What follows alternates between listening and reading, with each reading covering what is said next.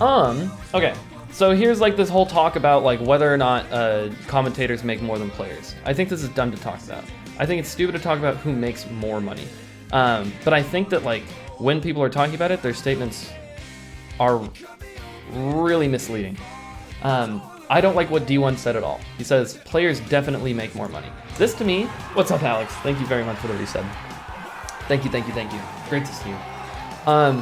So D1, what I view D1 here is like, hey, let me offer my top commentator experience to you so I can give you perspective. He says, players definitely make more. There are times when casters get stiffed on flights and lodging only to have the pay cover for that. Not enough research done before providing this take, which only leads to infighting. Focus should be on helping the overall scene, not small percentage. I think this is dumb. I think this is really bad. I don't think that you can ever say players definitely make more. The way that you go about paying a player and the way that you go about paying a commentator is completely different. I can join a call if you want. Sure, let's do a call. I'm super down. Why is it misleading? I explained it a little bit ago. I can also join. I'm bored. All right, let's do it, guys. Hello. What's up, Blur? How's it going? Fantastic. Oh, that's good to hear. What's up? Hi, Tafo. Are we doing the commentator's curse on featuring Ginger? I guess that's what it is, huh? Sounds good. Very exciting. Yeah. So, Tafo, I'm interested on your take.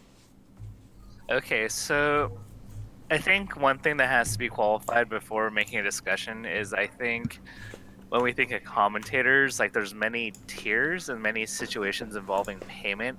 So like the DreamHacks and the more established events, like they're very likely going to pay for flights and they do get paid an effective day rate.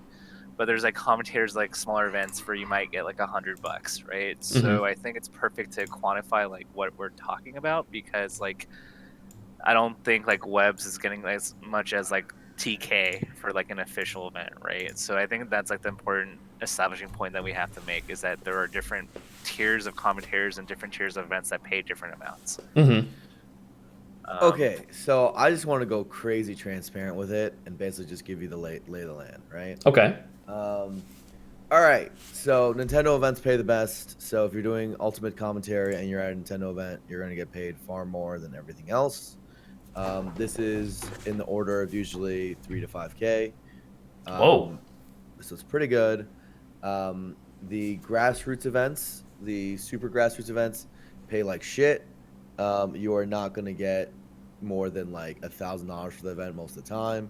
Most of the big commentators don't even ask for the money anymore because we're just like, fuck it, Snuggle guy, you can keep your money, It's almost worthless money. DreamHack, best case, you're gonna get a flight, hotel, and $1,000. BTS events like summits and stuff, you're gonna get paid in similar to DreamHack you can think. Okay, so that's like the total. And that the thing you have to remember is that mostly we're talking about the top 8 commentators. So this is very, very top heavy. Anyone who's doing anything outside of that is usually getting paid the good old-fashioned $0 or much less, much less, right? Without often flight and hotel covered. So in sum total, what I should say is that the very best, the absolute best commentators are usually not clearing $15K a year in commentary fees. Thunder Smash thankfully came in and they pay commentators all right. Very similar to the DreamHackish levels, blah, blah, blah. But they're not usually clearing 15K in commentary, guys. It's just not happening. The best players, let's just talk about the players for a second, do make in esports earnings. You can just go to the site, far more than 15K in earnings on average. Even just from local events, they usually make that easily. And as well with, if you count their team contracts, which I'm not sure you should count if we're doing a straight payout to comparison, they make more than that in team contracts. So I think on like if you're gonna do a straight, like you're right that it's not a qualified statement, it's fucking Twitter, and it's like if the rank number 50 in the world does get paid better than the best commentator in the world, probably not, right? He probably doesn't get 15K in Smash because he's not sponsored, and he probably doesn't make that money back in winnings either. But like best like 5-6 commentators in the world versus best 5-6 players, it's not even close, right? Now, I don't think it should be close, right? Like you look across esports, and the best players do make more money than the best commentators. Like in Dota, the Hmm. commentators make less than the players too. But if you're gonna make a generality, the one statement I don't think it's terribly off. It just lacks context. Um, oh man, there's so many things that I want to talk about here. So I pulled up the earnings and I'm showing it on my stream right now, right? Sure. And there are like a few players here that you'd be like, okay, well these guys are obviously making more than commentators, at least like the top five, right? Um, and you said that the commentators are probably making like 15K a year or slightly less, right? Like the top commentators. I'm But talking about like sub three people. Like we're talking about three to four people are making like around the 15K. And they're the ones who really care about payment, right? There's okay. guys like me, Tove, Scar, whatever, who I honestly barely ask for. I'm just like, dude, if you're gonna pay me, pay me. I like it's just so little money that I often don't care. Hmm. Like I legitimately usually just don't care Hmm. because it's too little money to give a shit. Yeah, and just Um, for context, is like some of my situations. I commentated 16 hours for an event and got paid 400 only, so that kind of covered my flight. And I don't really ask for much either, other than maybe just like breaking even on just the travel costs if they can do that. But Hmm. usually I'll just pay out of. Yeah, so that's not that weird, right? Like, so I think what you've found in time is that the guys who are the most common commentators are the ones who are going to go to the event anyway, enjoy commentary, and generally, when you start putting your day rate up, you're just going to stop getting hired, Hmm. with few exceptions, right? Like often I have a little bit of a hand in choosing which commentators get picked. So, like, I like a very unique position in general. But like for most people, you start asking for a little bit more, and the TO is just not going to pick you. Yeah, that makes sense. Do you guys get paid? Okay. Um, Let me just share my personal experience, if that's okay, with commentating and playing a little bit, and then I don't know if this is like outside of the norm, but this has like been my perspective as a commentator thus far, right? So I started out commentating at like Summit. I would just hop on the couch. Obviously, I'm not getting paid. I was just a player, and like, I get paid pretty well as a player, and they also treat me incredibly well. So I'm like thinking that I should ask for pay at Summit or anything. I'm not like an official commentator. It's like normal to jump on the couch. But people really like my commentary, and Genesis and a few other majors reached out to me about commentating, and I ended up commentating at Genesis. And is it like bad form to say exactly how much I made? I don't care. Okay, nobody I mean, cares. that's on you. Like That's you on can be as you. transparent as you Okay, I want. mean, yeah, I want to be Yeah. transparent. So I, they said they were going to pay yeah, me $100 for a block, which was an hour. Um, sure. so I commentated one block. I agreed to do one block because I really wanted to focus on playing, but I also wanted to like get out there and commentate a little bit because I have fun with it. I was offered to commentate more blocks if I wanted to, again for an hour, like $100 per hour rate. If I wanted to do that, it wasn't like infinite amounts of blocks, obviously, but May I yeah. interrupt you for a second? You mean $50 an hour? Because blocks are usually 2 hours. Potentially, I thought it was 100 for an hour, but I Nah, it's could be like wrong. 50 an hour. That's Okay. 15.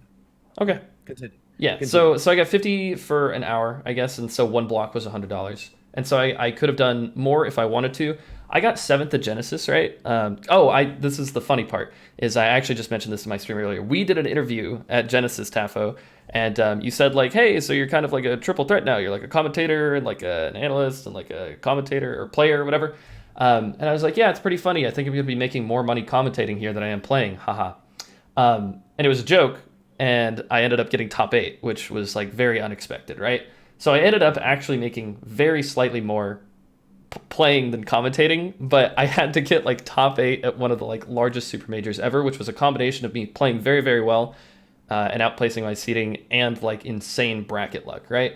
All I Wait, you're had to saying that Fat Goku for ninth wasn't luck, Hey, or whoa, was chill. That man had a great bracket run. Okay, it was hard to beat him. Um, but that is mean. Don't be mean to Fat Goku. That's my dog. Okay. I love Fat Goku. I love him, man. He's such a I Yeah. good think person. he has tons of potential, so I rag him on him the most because I need him to perform. Yeah. Yeah. I hear you.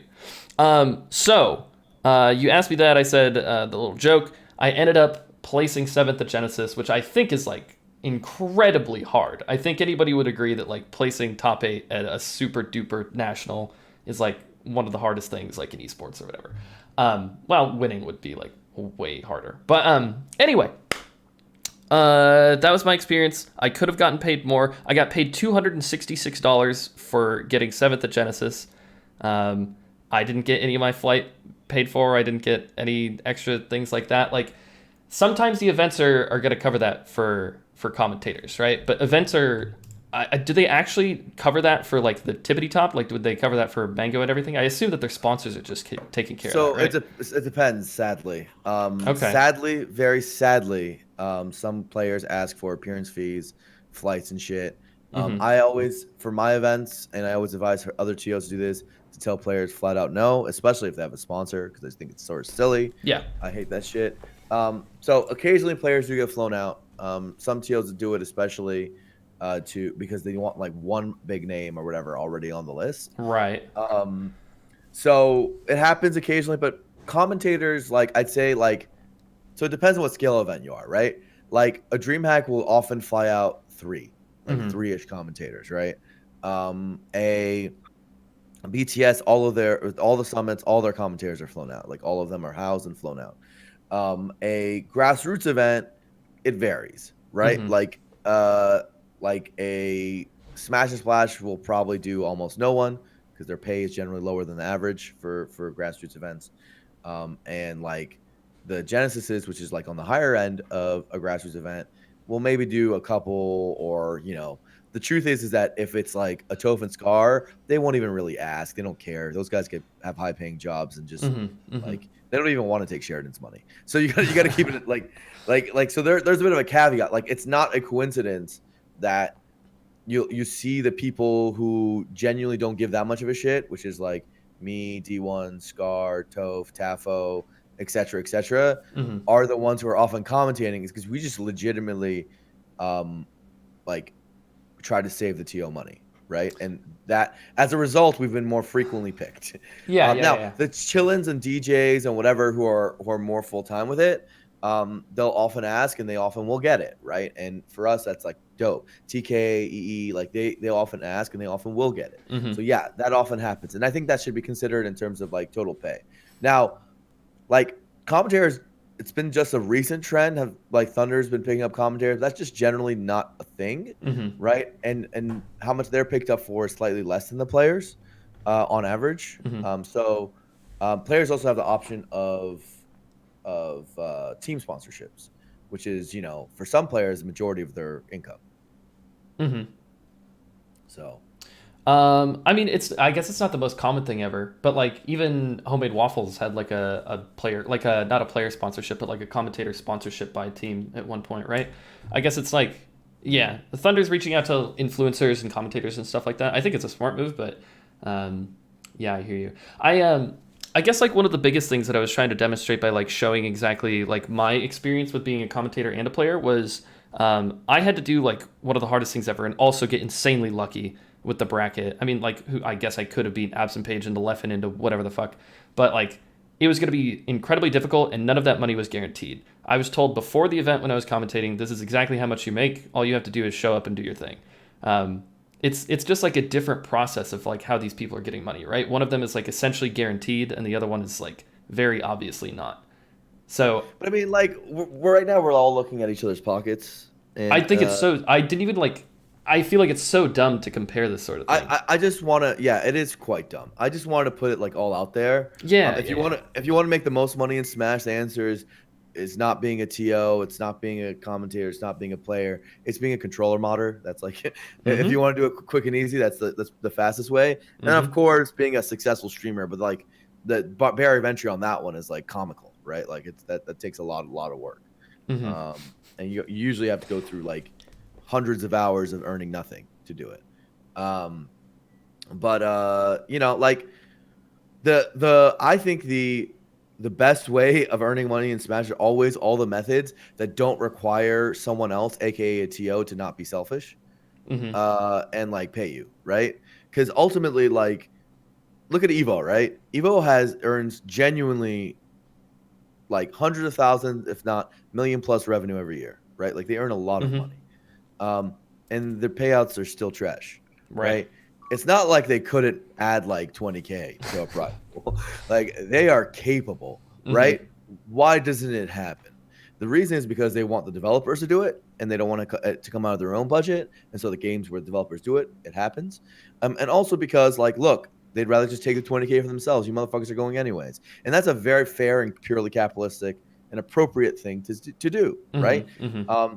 And similarly, like, their judges weren't paid out for a long time, and their commentator rates weren't the best. And so that evil everyone loves to point out because they operate in the most capitalist way, but Smash TOs aren't really that different, right? Mm-hmm. They're not that different. Even if a Smash TO was making 60K on their event, that's just not going to the prize pool, right? Mm-hmm. And so often, like streaming, YouTube, whatever, ways of monetizing the audience personally, controller modding, what, like running your own business, merch business like Jisoo does, those make more money than anything that relies on TOs giving you a paycheck. Mm-hmm. That makes Simply sense. because they're not going to do it. Mm-hmm. Yeah, So. I mean that all makes sense to me. Like, and I definitely I want to clarify something I said earlier. The way I said I think comparing how much money we're all making is dumb. I think that it's destructive, and I think it just like causes a lot of infighting within the community, right? Like, there's no reason necessarily. I think being transparent about it and having a discussion is fine, but I feel like people are saying like I feel like commentators are hating on the players and the players are hating on the TOs, and it's like, well, why don't we like come up with some ways for all of us to thrive when like you're providing like apt incentive for people to be involved monetarily, right? Yeah, but like, I think the greater point I'm trying to make is that, like, you made a list of ideas, right?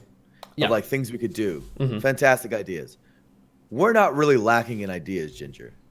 I think that the hard part is I see a lot of people on Twitter like talking about ideas and shit. Mm-hmm. We're not lacking in ideas. This like I am my neck can barely hold this watermelon brain. You know, there's so many ideas up in here. Okay. Tafo's thought of many ideas. We've all talked about it. They're a Uh-huh. fucking idea. They don't hit implementation is the main problem. Why Like your not? little, What's the problem? your little dunk tank. Yeah. A cute idea. Costs money, and TOs don't want to spend the money. They want to put some tables in a room. They want to put some TVs on the tables, and they want people to come, and they don't want to do a lot more than that. Look, That is the problem. look, man, Thunder's gonna get a dunk tank. I hope they do. It'd I be hope fun. they do, but I also hope they get more than 16 entrants for their locals. I hear you. You know what I'm saying? Mm-hmm. So, point I'm trying to make is implementation, execution, coordination, actually doing things and not being lazy as fuck have always stopped us from doing literally anything. And I don't think that's a very almost productive thing to say, but I think the general point I'm trying to make is like I'm at a point where I'm trying to fix those problems far more than fixing like, okay, what should we do? Because what should we do is pretty obvious. It just feels so weird to me. And I had a discussion with Slime kind of recently, and we were talking about like compendium incentives and like how to get players involved and how we can increase the pot and stuff like that. And he was like, "Look, man, a lot of the times like compendium goals are reached, and like the things that involve players or like people that are producing content, that stuff just never happens because people are lazy." And that's it blows my mind. If like I had a compendium incentive and like people decided to like, you know, send money into it, like I'm gonna get my thing done. Which is why part of the thing when I was brainstorming ideas was like, how do we get players involved that want to be involved? I don't think that you should like force a player to do a meet and greet. But like if you want to do a paid meet and greet with a player, or if the player wants to do the paid meet and greet, then like they get something out of it, the fans get something out of it, and they're only doing it if they want to, right? So I tried to come up with things that like work for everybody that would be like cost effective, right? So I don't know where's like the laziness involved in that. If the player wants to do something, they're volunteering to do it because they're gonna get paid. Like why isn't that sort of stuff happening? Well, first of all, I'm gonna let Tafo talk. Yeah, I've yeah, only yeah. been talking.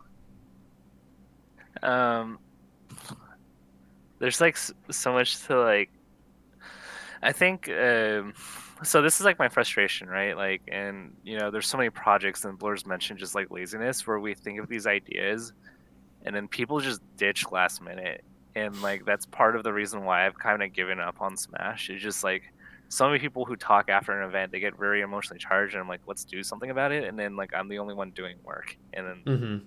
and then that's just overall frustrating. And then when I do it, people come out of the woodworks and just like complain and criticize like what I've done, and then when I go like, hey, like you guys can help, you guys can do something about it, and then they just disappear, and I'm just like, I don't need to deal with this shit. I mean, frankly speaking, and I'm just like, it's just so like demoralizing to be like the one person. Like there are a bunch of people obviously that want to do stuff, but it's just like so tilting to just like deal with like all this. Yeah, I mean, I can at least say from personal experience, I appreciate everything that you do for the scene, Tafo. I think you're an amazing human being. I'm sure there's a lot of things you've tried to get done that didn't get done, and like I even appreciate your effort for doing those things, even if they didn't directly help the scene. I think you're amazing. I'm curious though, and you don't like have to say, but what I'm trying to figure out is like I get that like laziness is the overall theme here, but like is it players that you try to work with in general that are like being really lazy? Is it TOs that dip out at the last second on ideas that like you had concocted, or is it just everybody? Like is it the whole It's like scene? pretty much just like everybody. We're like, I'm trying to like make it as easy as possible, and like even just getting like just like 3 pieces of information or just getting a Twitter response, whether it's people who are very active on Reddit and they seem to post a lot. I'm like, okay, this guy seems to have a lot of time. You know, I can rely on him. If he thinks the blurbs suck or that this sucks, great. He seems passionate. Mm-hmm. I start the meetings. I get everything on the table. Doesn't show up. Players don't show up. TOs, there's just so many hoops, and understandably, when it gets closer to deadline, like they are just on like lock duty where they're just not going to have time for me, and so Mm-hmm. just it just happens everywhere.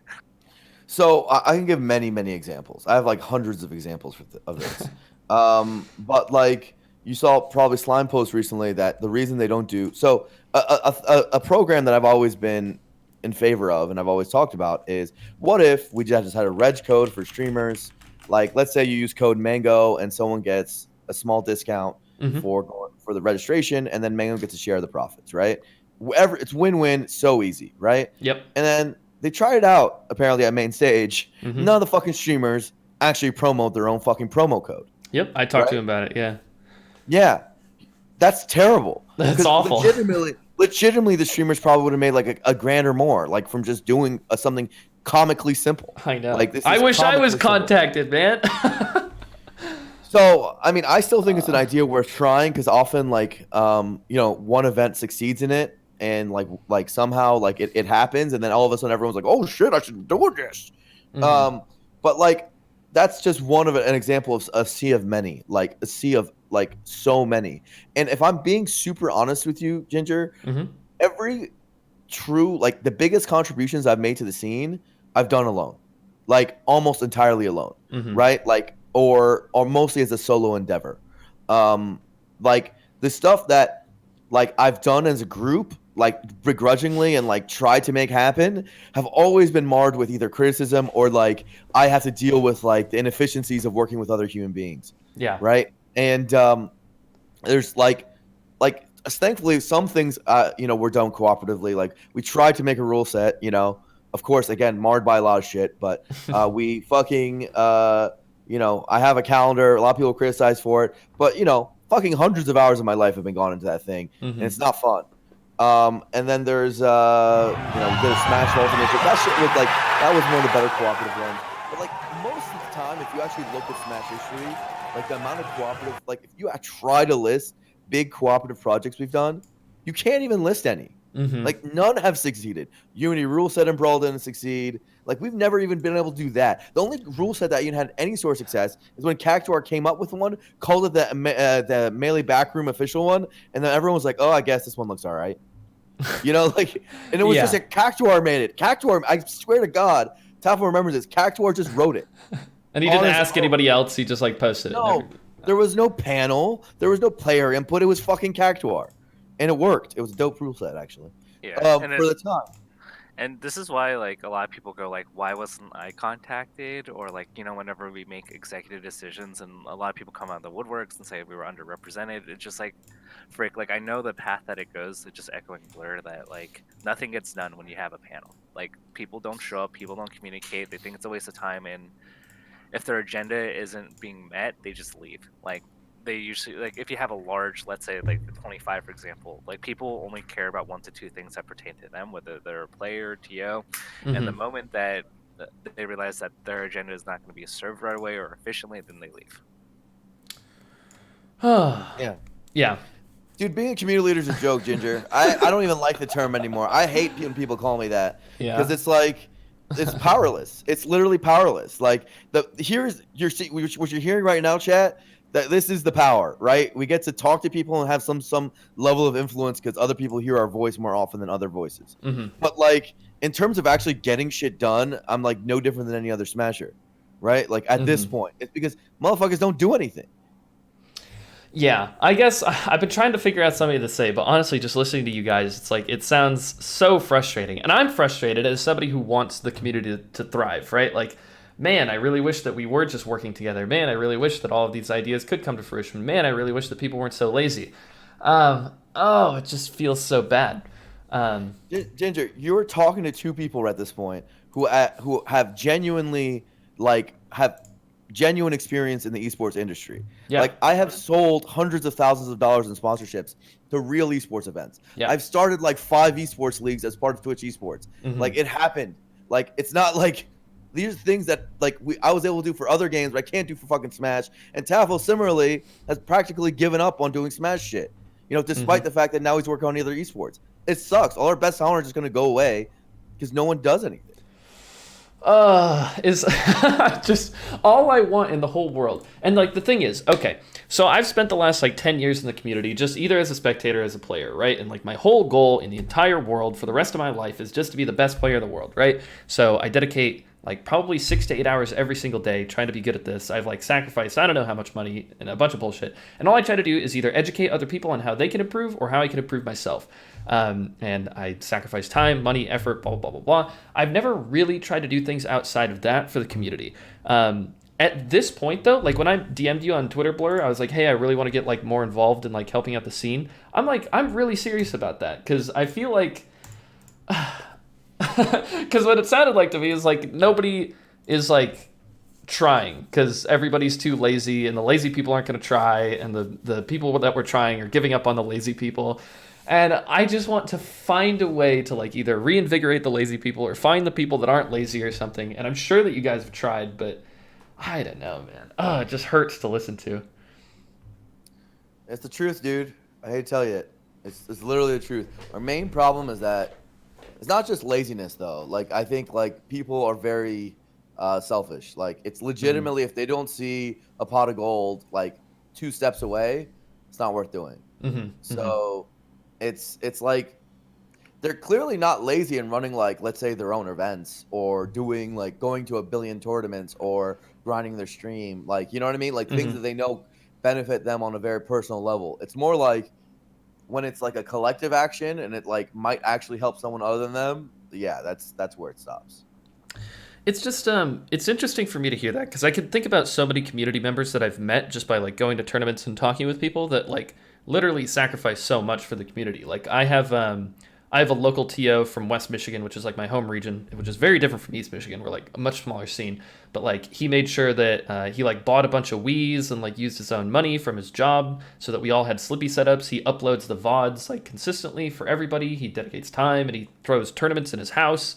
And he provided setups for Big House when nobody had them. He like drove back to his house to like get 12 setups for Big House, save the day. And it's like I feel like there are people out there who are trying really hard and sacrificing a lot. Um, but maybe it's just Yeah, not the but right but people but or guess the what? influential people. Guess what? Like Mewtwo King Mango are not gonna respond to their Facebook messages. You know, like the like ultimately like we're in a position where you'd assume like there'd be a new generation who's more invigorated, who's gonna take over, Hmm. but the guys who are doing like the big level decision making is the same motherfuckers who've been doing it for like 10 plus years, Hmm. and so like those guys, that local TO has a extraordinarily hard path because like people don't take him seriously, even though they should because he sounds dope. Hmm. His goal, by the way, just really quickly, is he wants to, and he has like 25 CRTs in his house or something. He wants to like rent out a trailer and just travel the U.S. and like be like a small gaming generations for like regional tournaments that want like full Slippy setups. He just wants to like drive around and provide them for people like with almost no profit or anything. So he's a really dope dude. He's a really dope dude. Shouts to that dude. Yeah. Um. So yeah, Mango and Mewtwo King, they're not going to respond to their DMs. They're not going to get anything done. They're like really influential people in the scene. I mean, they respond to me. Okay, that's You know what I good. mean? So like, no, it's hard because what ends up happening is, let's say I stop giving a shit. Yeah. Like, what happens then, right? Like they'll respond to Tafo. Mm-hmm. So like, it ends up being that we're like still in the best position to do shit, but also in the worst because we're surrounded by people who like, like we can't, like the new kids can't replace us. And I don't Yeah. know, like I mean, I'm not really like, I'm super passionate about still working on Smash and stuff, but only if I find a path to like actually like make a difference. Because sometimes I Mm-hmm. feel like there's like so little of a path. Mm-hmm. Do you guys all right, have you thought of any ideas, I guess, or like ways to implement things that would be productive or better, or is it kind of like both of you guys have just given up on trying to implement at this point? I'd like to hear from Tafo, I guess. Um, I think overall, I just like because I work on like League of Legends off-season stuff. Like I Mm-hmm. have to build a team like that's like just taking over my life. Yeah, I would imagine. I mean, there. I think what I've done is I've tried to transfer as much knowledge as I can. So like, and I think that might just be the play in the long run, right? Mm-hmm. The guy driving, in his young 20s, that's okay. But when you're 30 and you're thinking about kids and your career, like your time just gets destroyed and you just don't have it anymore. And you see a lot of the community leaders back in the day, whether it's like the old school like Matt Deezy's or like Scar, Toph, and all these older people, they just gradually leave the scene because there's just no more time. And Mm-hmm. if Smash doesn't provide the money or incentives to justify spending that amount of time, then I guess the best alternate thing is to, I guess, train and mentor younger people to carry on the roles that you carry. And that's largely what I did with the rankings and the stats. I just play an advisory role, and I feel like that's the best I can do. Mm-hmm. So there's a upcoming Hellscape, right? Where, um, like Scar's a little older than everyone, Mm-hmm. right? But if you look at like almost every major TO slash community leader slash whatever the fuck you want to call them, they're all about 29, like Mm-hmm. almost exactly, Mm-hmm. right? Which means that in like within 4 years, most of them are gonna have kids, right? Like if you just Sure. look at averages, Yep. especially if you look at like how the relationships are going. Many of them are like getting married or in long term relationships, blah Mm-hmm. blah blah, all at once. That might happen, and Oh. I'm very worried about when that happens, right? Like Yeah, like yeah. literally all at once. And when you get married and shit, like you are, other people are reliant on you for income, right? Like Mm-hmm. it's not one of those things where you could do this shit and be cute about it. Like Yeah. legitimately, there is a baby, a child, and like a wife or husband who like requires money to exist, Yeah. right? Like, and it's, I don't think there's a human being on earth who's like just gonna like look at people they love and be like, yeah, I'm just gonna like fuck around and like lose money for another 10 years. You While you like haven't I met have, you haven't met yeah, enough struggling musicians. sure, but like I don't know if our TO crop or whatever are similar like that. And like I'm very worried about that edge because I don't think we've done a very good job of mentoring the new generation or empowering them. Or honestly, like they barely exist. Like Mm-hmm. if you are honest, like what like major quote unquote community leader has risen up in the last 2-3 years? Like it hasn't actually happened, right? Yeah. It's all been the same people. Yeah. I think Aiden's doing really good work. Just to That was a 3 years ago, dude. That's like 6 years at this point. really, Yeah, what it's did been a what did he while. do like 6 years ago? Almost everybody has like, almost everyone I've mentored has quit before. Like I'm still around, but they've like all, I've like 6 generations of mentors. They've Mm-hmm. all fucking quit over time. So Mm-hmm. like it hasn't happened. Oh. Yeah. Yeah, I also think in general, like in the older days, there's like kind of a sense of urgency, like before like things started to become more streamlined and big. So like when you entered the community, you saw the needs and you saw like ways that you needed to work within the community to make sure things happen. Mm-hmm. But now I think largely the people that enter the scene, they kind of assume that like Smash has this like nice infrastructure with like tons of money and like this miscommunications going on that like they don't feel like they need to do anything, that they could just kind of be on the sidelines because Mm-hmm. it's just like it feels big and established. Whereas if you entered in 2013, you saw the immediate problems with locals and you're just like, how can I help? Mm-hmm. And I think that's like a fundamental question that older people had.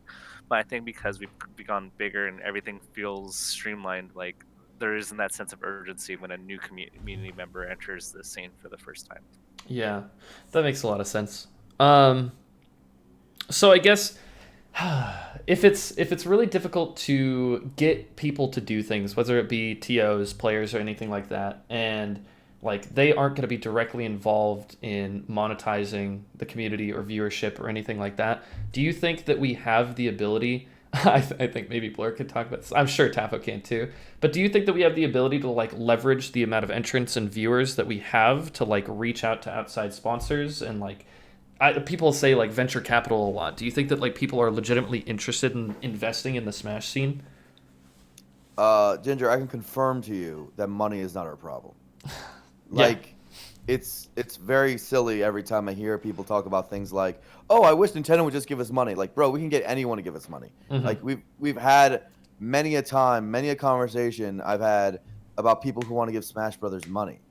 It's about actually getting. I know this sounds very silly, but getting people together so we can actually spend that money and make that money not be an absolute embarrassment, onto our scene. Which is why, like, often you see when companies do come in and spend money, they lose it after a year and it goes away, right? Like, so no, we can get money. Like, we have an audience and we have a large, we have viewership and stuff.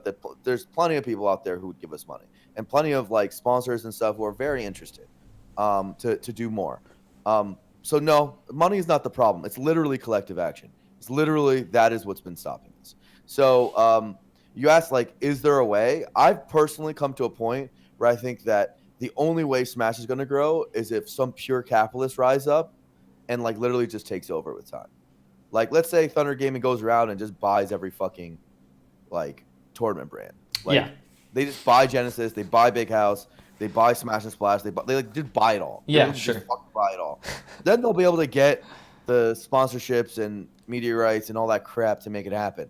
Or if like one TO, let's say a 2GG or whoever, like some TO, like even matchup, they somehow get so fucking big that they gradually swallow up the ecosystem.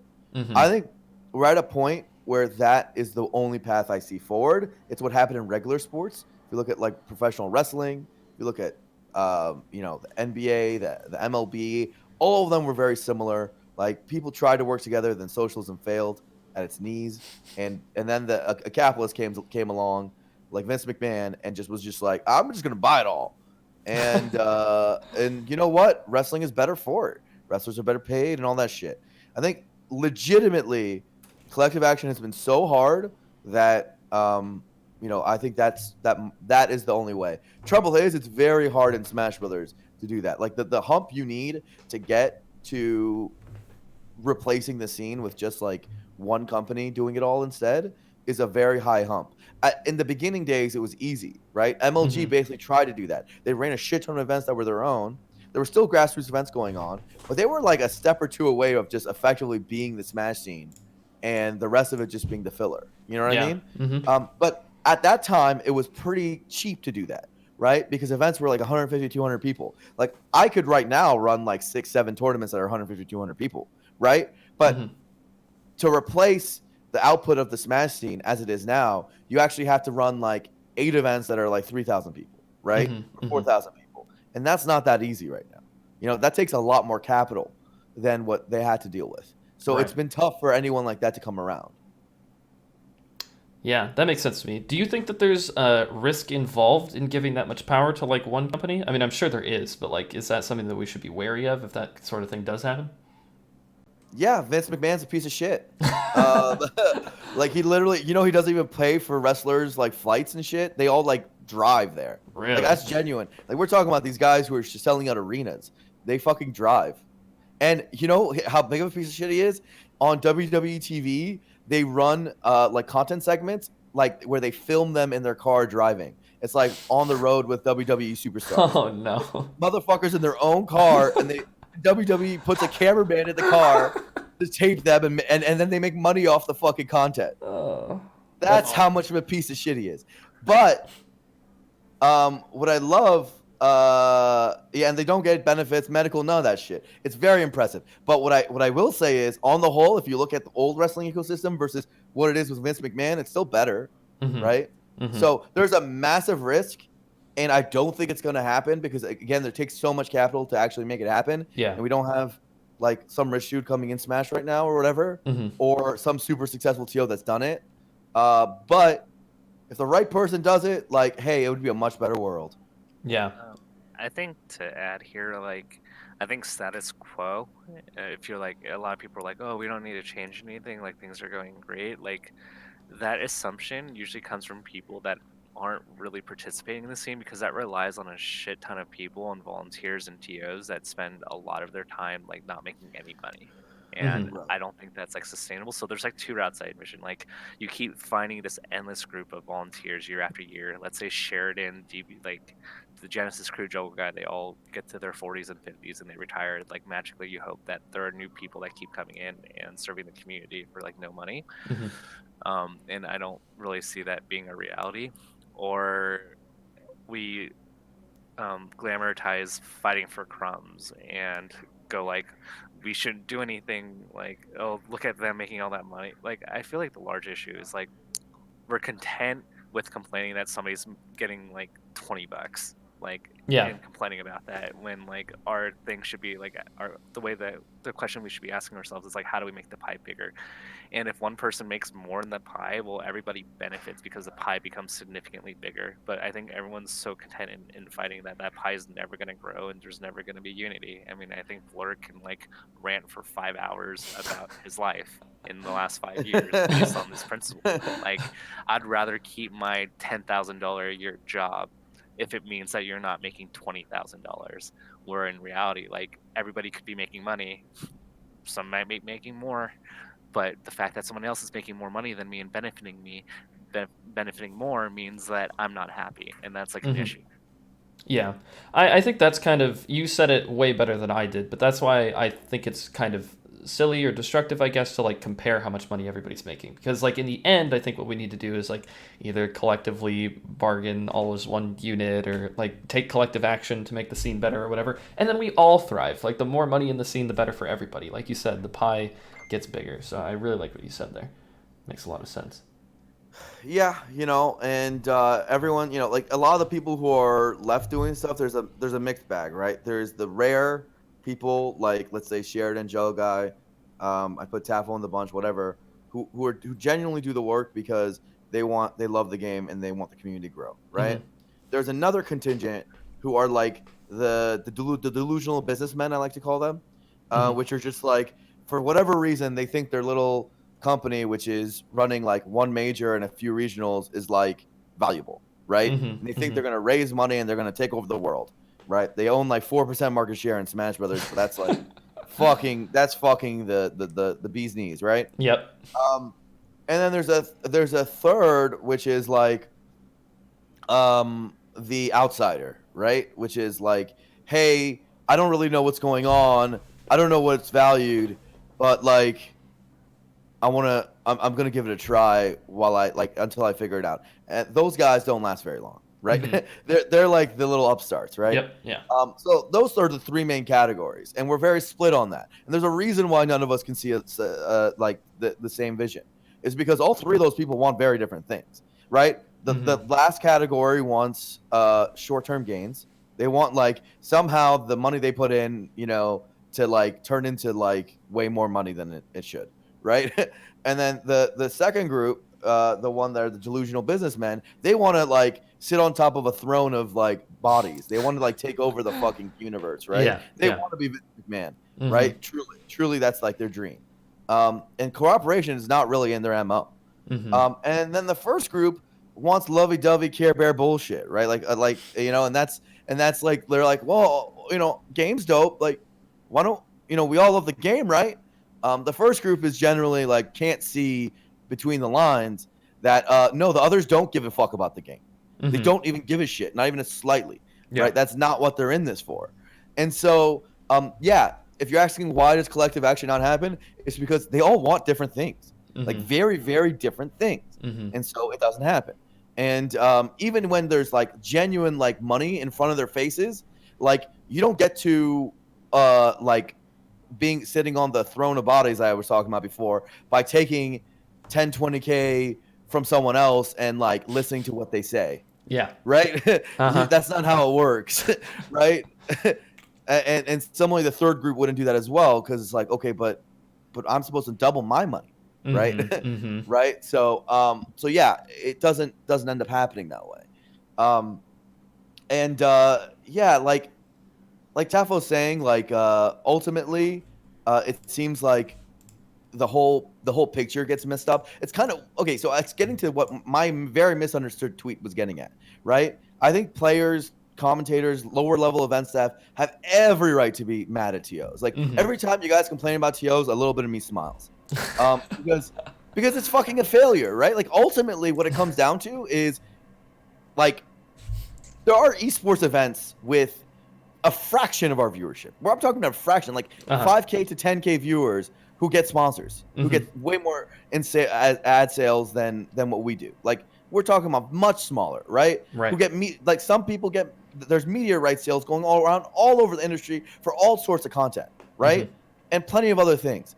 Like we can monetize our audience, and I think the path for growing everything is it's really simple. It doesn't take a master class in it, you know. Mm-hmm. And so you guys should be mad, right? Because we have stuff that's like comically fixable, and the people holding us back are holding us back. So you guys should be mad. Mm-hmm. But you guys will still go to the tournaments, so that's maybe part of the problem. You Do guys you have power, but don't exercise it. I think to add, like, the community, like, yeah, we're bootstrappy, right? Like, and I think a lot of things we pride ourselves on grassroots, but I feel like we've developed like Stockholm syndrome. It's like, yes, please let me work another 1,000 hours to make this event for no money. Like, Yeah. this is how we always been doing it. Let me do this again. Like, and I think that one, like, sometimes Leffman's complaining does get annoying, but on the flip side, like, he's not content with status quo when it comes to payment, and that's like one thing I like about him. Where a lot of Mm-hmm. TOs are like, I'm kind of breaking even. I might be making 5% ROI or next to nothing, but I'm okay with it. Mm-hmm. Yeah. That makes a lot of sense. Um, guys, would you be okay maybe taking some questions from the chat while I go change my laundry from the washer to the dryer? Yeah. I'm more than okay doing that. Okay, perfect. And then we'll come back and have a little bit more of a chat if that's all right. That's fine. All right, everybody enjoy Blur and Tafo. I'm going to turn them up. How you living, dude? I'm doing all right. How about yourself? Is the league team legit? Um, trying to do my best. That's It's good. actually like pretty. There's a lot of constraints that are tough to work with, and I'm starting to realize when a sports team makes a decision that doesn't make sense to the fan base, chances are there's good reason why the team did a certain move. Ah, that makes sense. It's very vague. I love the vague booking. Oh, I love it. I mean, I can't even talk to players right now because most of them are on their contract or else they'll be poaching. So like, I can plan as many situations as I can, but I can't Have you guys really ever do tried to anything. test that shit like the NBA does? Like just Uh, really no, because the penalties are really high. I see. So you guys don't have enough money yet to just like eat like a $2 million fine and just laugh it off. Yeah. I see. I see. So it doesn't work in the NBA for a very particular reason. Got it. Yes. Um, so Pop Joe says, "Is there any way to lobby Nintendo for further involvement, bro? I flew to Seattle to talk to Nintendo America. I flew to Japan talking to Nintendo Japan. I've had many emails. I've had many calls. Tafo's talking to Nintendo. There's many Smashers are talking to Nintendo. Um, we they're nice, very nice people. That's not the issue. And the truth is especially for Melee, um, like you don't really want their involvement. Like I said, the main problems aren't like just straight money. Like that's not the problem. So it's not like they solve what we're talking about. So and you genuinely, I think like their goals don't align with ours. You probably don't want them to have decision making power. I'm just being real with y'all. Yeah, to add, like, a lot of people ragged on Reggie when he was still working at Nintendo, like saying like he doesn't know how to get involved because like whenever you work with Nintendo or Disney, there's a ton of things you have to do to make things approved. Like I think the Blizzard thing comes to mind, right? You, it still would probably be controversial for someone to make a statement on Hong Kong, but like if like a Smash player were to do that and Nintendo had like vested interest in China, then you're probably getting banned, and commentators would be less able to talk about certain things or push things that we believe to be progressive. So there's just a lot of things that I think a lot of people don't realize as like a trade-off, like and I don't really think it's worth trading like our identity and our cultural values just sell out for a prize pot. Right. I'd probably rather be poor forever, honestly, than what we're talking about, the future we're talking about. But also, like we don't need to be poor forever. Like there's two worlds, right? One, it's the community figures its own shit out. And we I like since money is not the issue, it's legitimately an organizational problem. I think that might happen one day. And then the other one is we never figure our shit out, but we also don't really exist anymore. We're just kind of doing what we're told, right? And I think ultimately, like that doesn't sound as good. So, nah, no. Yeah, But I anyway, think it's that not I think even that really a decision point well, because well okay. it's not going to happen. So So it's not going to happen. so So it's not like we have to make a decision on it. So I want to be there's like a large misconception, right? It's like, why don't we just play UCF and just ignore everything, right? Like, what's the important thing about Nintendo? Sure. Well, like Nintendo licensing, just to make it clear, Nintendo licensing enables the potential to make money from other brands, right? Like, because you need the content, you need the broadcasting rights, you need to be official, or else other things aren't going to sponsor you. So that's like probably one of the key points of having like Nintendo licensing is that it doesn't we don't necessarily need Nintendo's money, we just need other people's money, and Yeah, so Nintendo. to be clear, so one of the main things I did at Twitch was I was the head of all Nintendo things basically at Twitch, and I also was like the general Nintendo liaison, like a lot of times for Smash community with talking to them. And so for outside events and like bigger events to come in, like some companies will straight up won't come in without a license, and for very good reason. Their legal departments legitimately won't let them. So Twitch will never run an event without a license. Red Bull would never run an event without a license. So think about Gods and Gatekeepers. All those events had to be licensed. Like many of those outside events, which we really loved, and we like appreciate as part of the community, had to be licensed, right? And to exist. So that licensing is genuinely important. And second of all, there's some sponsors who get wary if you don't have license. I think that issue is brought up too often. I can still sell like even without on a non-licensed event is the truth. But it's still something, right? And so TOs are scared about it. Look, we live in a dween future. It is what it is. I would obviously love UCF just like everyone else, but we're dweened up to the day we die. It sounds like. Let's take it back to Vanilla Melee. Am I right? No, Well, no, I no. think I prefer this dween future. Don't you, Ginger? Okay, I made a tweet not that long ago where I said I think a world without notches, UCF, or dweens ever existing would be a better world. If we just didn't know, ignorance is bliss. Yeah, yeah, Yeah, 100%. well, What do you think about that? probably, Do you think that it would be better or worse? probably a little bit better. Yeah. Yeah, I think that UCF and Arduinos and notches, I think, mostly give a reason to complain. I think it disincentivizes hard work. I think that all of the options in the game are possible without doing that. I don't even think that UCF or Arduinos really fix the controller lottery because controllers are still better than others in so many ways that people don't necessarily pay attention to. So the rich are still getting richer in that sense. So, uh, So you sound like 2017 Blur, dude. do I?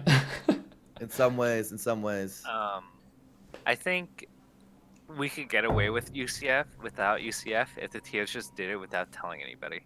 I think that's kind of funny. This is like I'm not gonna like out anybody, but this is my conversations with Nintendo. They generally like a lot of mods. Like they won't tell you Hmm, straight up. Like they'll be like, "Oh, like we play Project M." Like, really? but the more visible things are, and the more because like if you're legal, right, and you're protecting Nintendo IP, right, like eventually it gets to a point where like they actually have to say something, and then at that point they Yeah. have to shut down projects that they don't want to shut down. So the more it gets on Kotaku, the more it gets on Polygon, the more awareness that like a fan made mod gets like out there, the more Nintendo eventually has like somebody at Nintendo reads it and they're like, oh shit, like we actually have to comment on this, legal get on this, and that's how a Mm, lot of things get banned. It's So it's all about is legal on the thread yet or not, right? And yeah. thankfully, lawyers don't watch Smash tournaments, right? The actual homies Like they don't give a fuck, bro. Like Uh-huh. like the people who are doing the most visible faces on that side. But like, look, a legal department's job is to protect the company, so Mm-hmm. it's justifiable.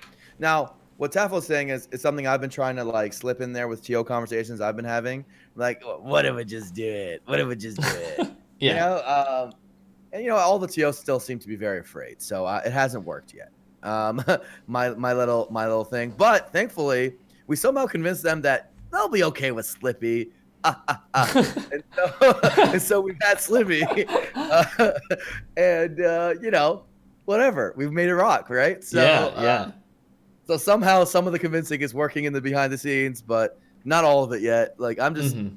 I'm just saying, like they're not gonna fucking sue us, man. If they do, like they do, and we take the L. And I hope the community like fundraises for whoever has to fucking deal with that shit.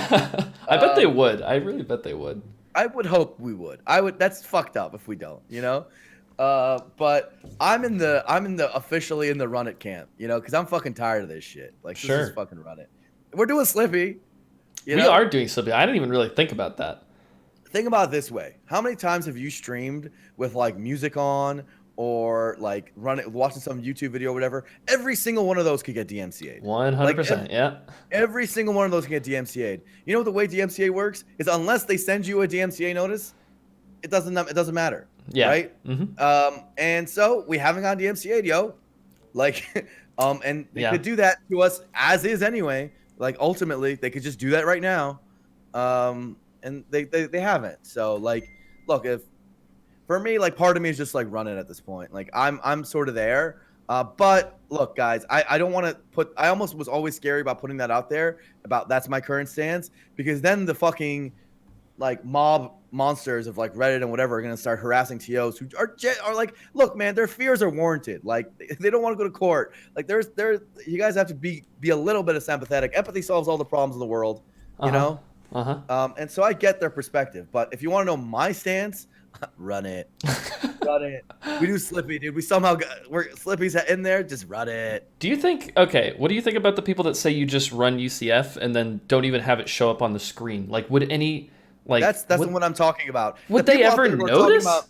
The people who are talking about like Frozen Stadium and shit are just actually crazy. Look, come on, guys. Oh yeah, like, That is visibly noticeable. Like, I agree. Come on. I say that every time. Let's not push our luck here. Yeah. Come on. Yep. I always say if you want a free stadium, why not just make custom stages? Like at that point, like just make a battlefield that has like ledges that you can ride up, and like just go play Project M. Actually, just go play Project M if you want Frozen Stadium. Okay. Like ultimately, like I agree on a fundamental level that I'd rather free stadium. Like anyone probably would. Mm-hmm. But shit, man. Like, come on, you guys. Like there has to be some give right there. Like just be real. Just be real. Yeah. Here's my thing: is that UCF and Arduinos are actually just box propaganda anyway.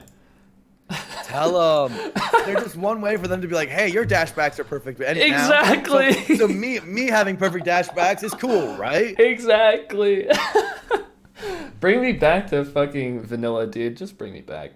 Give me the WoW classic of Melee. Give it to me. Dude, you know what's funny? I had to sit there during Big House. You know how there's like Smashbox slides? Yeah. And it says on there, they always put this on there, tournament legal, right? If you actually look at the rule sets, which everyone lists, we have a box rule set now. I'm pretty sure it's been up for a while. It's what you saw at SmashCon, whatever. And it's basically box are legal, but with like Hax's nerfs, right? Yep. Because genuinely boxes are broken if they're not nerfed. 100%. Right? Yep. So Smashbox actually isn't tournament legal. They don't have those nerfs. I know. It hasn't been tournament legal. We just look the other way because the controller's so bad it's impossible to win, right? It's not so bad it's impossible to win. What? Well, like Smash boxes specifically? Yes. Yeah, 100%. Specifically. For sure. Compared to Hax's box, it has 2 more buttons. It makes things way more complicated. Yeah, I agree. And it genuinely is so much worse that we're just like, look, what are we gonna do? Like it's not actually fuck it. Literally anyone who like wants to be a box user ends up using Hax's box because it's just so much fucking hard to use Smashbox. Yep. And Hax's box, he tells us it's nerfed, so we believe him. Like that's true. and so that's chill, and we're running it, right? But Yeah. I always find it very funny when I look at the fucking slide that says tournament legal. I'm like, dog, I'm reading this rule set. You did none of that shit. Yeah, that's a little misleading. Look, Also, there's like 3 players we're talking about at this point who use that shit. So what difference does it make? well, I mean, yeah, like 3 top players or whatever, right? Um, but like that same guy that I was telling you about that has all the CRTs and TOs out of his house from West Michigan or whatever. He played on like a box style controller that was made by like some guy that was like very closely similar to like the current box controller, but the codes were completely different. He could still pivot up tilt, he could still do crazy angles, he could do whatever. Um, and he entered so many tournaments with that. Like nobody noticed, nobody cares, nobody's gonna be able to figure it out. And Right. like that could literally just be happening when you see somebody with even a box. You don't know that like the code is exactly what they're telling you that it is or anything. Like nobody's checking. I think it's so dumb. I mean, look, we had a whole thing. So the rule set committee came out with a box rule set, and there was like a whole discussion, like, okay, how do we do enforcement? And we came up with a solution. The solutions are pretty simple. Like, you make a subcommittee which basically like evaluates every firmware update and every like device and decides if that fits the compliance of the rule set. When someone enters, they tell the TO like what their firmware or design is, and there's also checking programs if you really want to go that far about Yeah. it. But usually, just knowing like, hey, what is this thing? Is it legal? Like, is what type of controller is legal? I can Hmm. tell you right now, Smashbox doesn't fit the rule set. The regular box does. Your Hmm. fucking friend's shit does not. Yep. Right? Yep. Like, very simple. You need some nerfs, right? Yeah. Um, and just making a list of that. Oh, again, reason that didn't happen is we all kind of were just like, we've done enough work, fuck them, and also Yeah. like it was just like collective action. Like someone's gonna really make a subcommittee, someone's really gonna ship out their controller to a fucking subcommittee member, all that shit. We were just like, dude, too few people used it, whatever, and we threw up our hands and we went to sleep, right? Yeah. I hear you. Um, so that's how it ended. But yeah, enforcement's possible, it's doable, but no one cares. Yep. I hear you. But like I said, I think if UCF and I think if Arduinos and UCF were illegal, I think that there's no way you get boxes past anybody.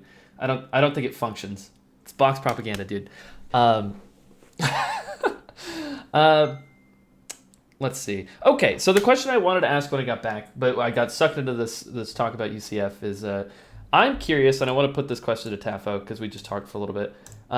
Let's say I am who I am, right? I'm like kind of an influencer in the scene. I don't have like Mango's type of influence. I have 14K Twitter followers. I have like 20K followers on Twitch.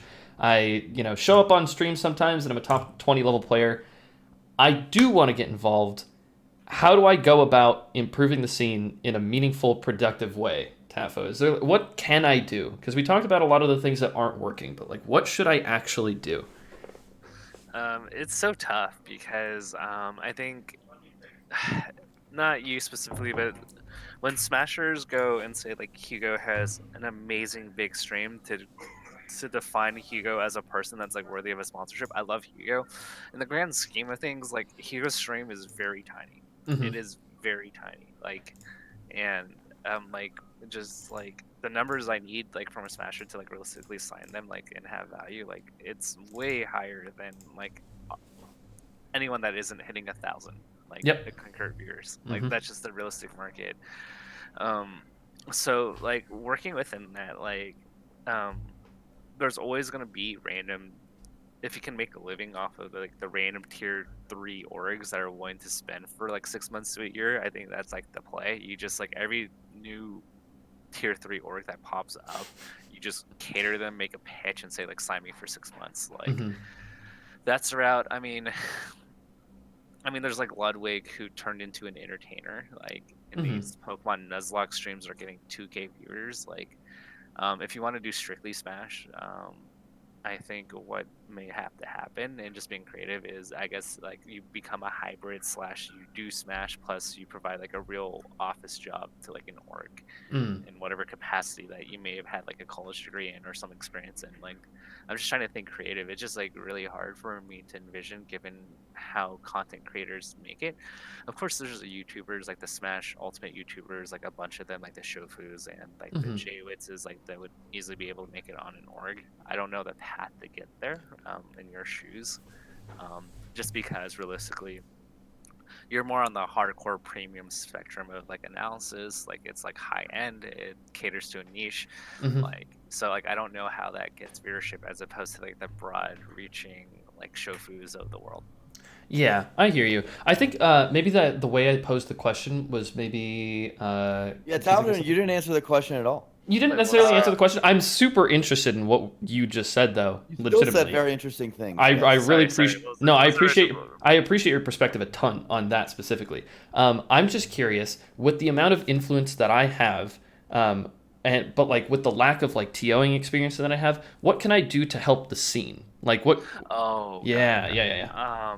I mean, I think a lot of it, like even having these conversations and initiating things, is like greatly far and beyond like what most 99% of people are doing.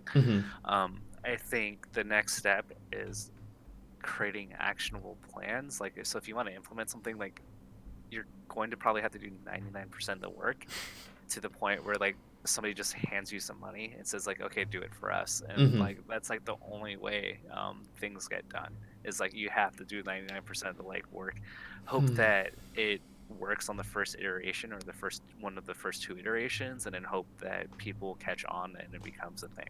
I mean, I think like creating conversation. Yeah, go ahead, Blue. My answer is very similar, which is like, look, I don't know how I can grow the scene at this point. Like, and so I don't have an answer for myself. I think Tafo has lost answers for himself as well. And clearly you don't know either.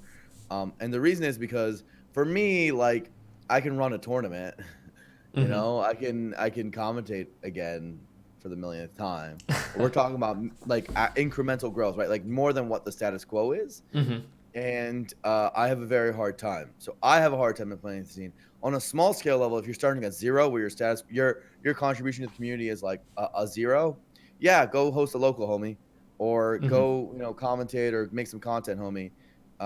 But like for you, Ginger, who I feel like is doing everything that you feel like you can do, which is stream, make YouTube content, go to tournaments. I lose answers in how you can contribute. And similarly for me, who commentates, makes content, TOs, and was a fabled community leader, if that was ever a thing. I've lost ways of contributing as well. So don't have a great answer. I think the answer would be very clear again if it wasn't always just like what can Ginger do on his own as a one human being, as like one little cell in a floating around the bloodstream, Yeah. Which I think is why, like, when I reached out to you on Twitter, I was like, hey, is there like a group chat that I could be a part of or something? Like, I'm looking for the group of people that like will give me direction, that will like they're all working together already on some stuff and they want ideas or people to help implement or something. But like you said, it doesn't really like exist. Son of James asked, hiring an actual manager or something to hold meetings. We had that. Remember robotic fish Tafo? Many people have tried that. We've had project managers. We've had people who they do good jobs too. We've had Nick used to do it for MIOM. I have plenty of that. It doesn't matter if someone manages people if they can't like make them do shit. Yeah. Like they could set the goddamn meeting and the motherfuckers don't show up, or like if they show up, they don't do anything productive with it, or like they give you a bunch of no's, or they're a stone wall. Whenever it comes down to like, okay, so who's gonna do this? Let's delegate the labor. Let's do something. It's always crickets. Crickets. Uh-huh. So, yeah. Yeah. That's I like think Go ahead. Go ahead. I think to add to this, like when you have that passion and you want to do stuff and you don't see the people around you like do it, like you kind of burn out. And I kind of have to shout out Piggy, who like does a ton of work for the code of conduct to make it work. But like you can kind of see like she's mustering as much like internal motivation to like make it happen, and you can see her being very dejected even after less than a year. Right. I don't like to be the one to say it, but like the way it's going and the fact that no one's helping her, the likelihood that shit exists in 5 years is like next to zero right now. The way it's going. The way it's going. Yeah, right? yeah. Just because it's fucking, she's like carrying the team on her back, asking for help. Like you see her posting on Twitter asking for help, right? You think people are answering that, Ginger? No. Fucking hell And, like, to the N to the O. But they're tweeting about how mad they are about these issues. And to double down on it, like whenever you want to implement change, there's always going to be a bunch of people that just like disagree, and they are very vocally, vitriolically, like also not okay with it. So not only do you deal with the lack of motivation, you also have to deal with like just like online harassment. And the unfortunate thing is, in implementing change, you have to put yourself out there. So on top of the wane and the friction of not people not helping you, you have a bunch of people that just will hate you, and like it's just not fun to do. And they'll misunderstand it. So I have many examples of this, right? So like the rule set shit. How much fucking hate did I get over that? I got so much it's insane. And it's like a goddamn Smash Brothers rule set. People like will just make shit up. They were like Blur's anti-UCF, which if you even listen to me even 1%, I never said that. Like I was the guy who legalized it. Blur's anti-box. Ask hacks. Talk to hacks. You're like the guy about boxes. You like know like you're like top 5 guys.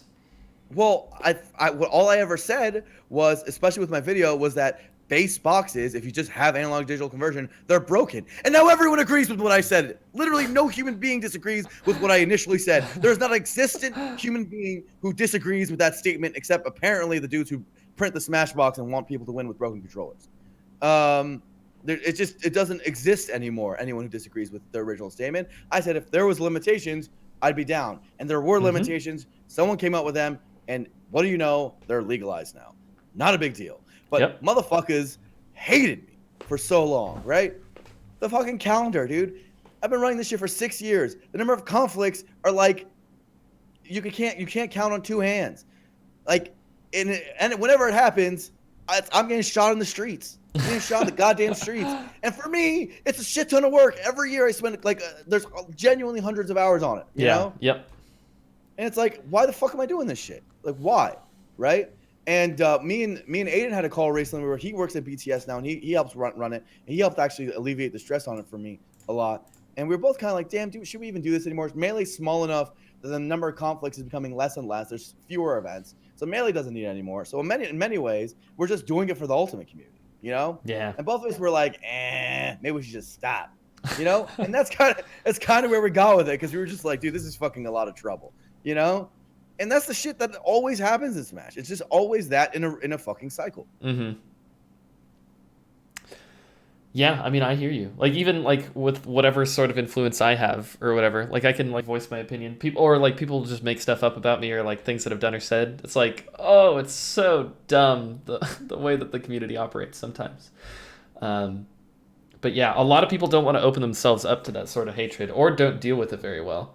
And so they'll eventually just give up because it's like a thankless job and they're like a vocal minority of people who are all just going to hate on you for no reason. Right. So, I mean, I've got comically thick skin, so I always just bear with it and just like throw 2 fingers in the sky. But like most human beings can't do that shit. So, like and most people just don't want to do it. And so it stops them from action. Yeah. Right? If you want to know what stops them from action, it's specifically that. Yeah. Yeah. I think one day, like, I woke up doing something, and I was like, I had the epiphany. It was a sad epiphany. I was like, I actually don't have to do this. And I was like, why am I, like, subjecting myself to this? And I was like, it was strangely liberating from, like, a personal standpoint when I realized I didn't have to do things. But it was also sad because then the next step is, oh, like, I'm just not going to do anything anymore. It was, like, the reality that I just, like, came up with. Yeah, and like you're seeing it. Like sometimes I'm guilty of it. Like I have many criticisms of the rankings, for example, right now, right? And it's currently happening to them. Like so many people are criticizing the rankings, right? Yep. And the panelists are now be like, ha, right? Savers and Tells is the new. He's got the new target on his back. Yep. And I've got a lot of criticisms for how he evaluates things. I have a lot of criticisms for how the rankings are done, but I appreciate them still. Yeah. And Mm-hmm. like ultimately, it's tough, right? Like it's turning into a situation where that's like one of the few collective things we have, right? Mm-hmm. that Mm-hmm. we're doing, and that's getting shot at the knees. It's like the only one left, right? And Yeah. that's getting shot at the knees now. Mm-hmm. Tafo, I mean, I know that you were really big on the rankings for a really long time. How do you feel about like the way things are being done now that it's like handed over to the MPGR crew and all that? I don't know if anything has Um, necessarily changed or if you think they're doing a good or a bad job. I think a large part of it is just a reflection, not so much of the process, but like the landscape of tournaments. Mm-hmm. So like it's kind of a damned if you do, if you damned if you don't, in like every decision they make. And the fact of the matter is, when I peaked in terms of activity of running the rankings, like there were majors like every 2 weeks. Like PAXs were involved, DreamHacks were involved, like Mm-hmm. GTX was involved like in a large thing. Like Blur can attest that 2015, 2016, there were majors like every month. Like the Yeah. calendar was full. Um, Good job. And Blur coordinated that really well, so I'll give it props. So ranking Right. data is like easy, right? Like most people tended everything. A lot of orgs paid like to support Smashers, so everybody was at everything. Rankings were so much easier just because there were so many data points. Mm-hmm. And then now you have to go into dilemmas because you're having to extrapolate over small pieces of data. So on like one hand, I want to celebrate 100 players, because if you only do 50, then smaller region players like Cobb and those kind of players don't ever get recognized, and Mm-hmm. there's no narrative or story behind them other than they're kind of good, but we don't have anything for them. So, but because there's so little data, it's like, okay, like what can we do to fill the void here? Like some people literally have only 10, like 3 majors in the entire year, and to be fair, there haven't been that many. And the next question is, do we look at locals, because locals have meaningful competition? So now, like, if you don't choose the locals, then you have even less data to work with. But if you Mm-hmm. use locals, then you have players like Axe. Understandably, I understand his perspective, like complaining that like, oh yeah, like why am I going to local? Like if I lose to meds, like it's only gonna hurt me. Mm-hmm. I also think there's a lot of miscommunication, because like I've talked to a lot of panelists individually, and if Axe goes like 15-1 against meds, that one loss isn't gonna hurt him. But if he's going like 2-4, then of course like you kind of have to take that into consideration if Axe can't beat meds consistently. Mm-hmm. Like, so I think a lot of people strawman local arguments, and like when Fiction goes 20-0 or 20-1 against Mets, like that one loss is going to change anything. Like a lot of panelists are just going to be like, oh yeah, like but he like whoops his ass all the time anyway. Mm-hmm. Mm-hmm. Like, and so that's like kind of the difficulty. A lot of miscommunication and just a lack of data, that you kind of just have to make these decisions where either side of the coin hurts somebody. Mm-hmm. Yeah, that all makes a lot of sense. I'm curious, just from your perspective, like if you were Emperor Tafo, you ran the world, would you count local tournaments? Would you want Um, that to count towards the overall year-end rankings? um, Yeah, I do. Hmm. Reason just there's just not enough. If you want to rank to like, I guess there's like two solutions here. You either rank to 25 or 50, and you just acknowledge that there's not enough data to do 100. And if that's the design philosophy you want, then don't do locals. If you want to do 100 and you want to recognize the smaller regions, you're going to have to incorporate locals. That's the way Hmm. I see it. That's interesting to me because the way I think about locals a lot of the time is I think that if you're counting locals, and you can correct me if I'm wrong, but like I've filled out a ballot before and everything. If you're counting locals, I feel like that's one of the biggest ways where you end up getting regional bias. Because like it's really cool if like some player in some region, this isn't even the case, but let's say that like Nut, who I know has beaten S2J a few times, like what if Nut like is just way up on S2J locally? Like, okay, that's really cool. He's like beating a top 10 player all the time. That should like help him out or whatever. But somebody from a much smaller region, somebody from North Carolina or something, has no opportunity to even play anybody top 10 ever. So you're kind of like, and these people don't go to these regions because they wanted to play Smash there. They're just born there. This is their local scene or whatever, right? Um, so I feel like that really irks me. Does that make sense at all? I think the alternative is that small local player from North Carolina just doesn't get anything. and that's like I think by far worse because there's an uneven distribution of representation, which I totally identify as an issue. Mhm. But then if you take the alternative, then that person with little representation in North Carolina gets zero representation, and that's Well, like even more tilted. And regions like Japan and Europe then get even less represented as a consequence of this. yeah. Okay, I could see that. I think North Carolina's example, like, are there any top 100 players from North Carolina? Because they're not getting anything already, right? Like, Dude, Bab is nasty. Bab, is he from North Carolina? I thought he's East Coast. Oh, you're talking about Babbage, right? Bab activated and Babbage are two different people. Yeah. Sorry, Babbage is what I meant. He is really good, but has he ever Is he- has he beaten a top 100 player? I don't know. I don't know either. He is he's sick. Number one. He's number one in the ranking, right? Uh, I don't know the North Carolina scene well enough right now. But like, I guess they're not getting anything anyway. So maybe that was like a bad example. I could see how this would like negatively impact Europe though, right? It impacts the awkward regions where we know that there's like talent, but they just don't commingle very much. But they have some commingling, and we know that based on the players that they send over, that like they have top 100 talent. Mm-hmm. Mm-hmm.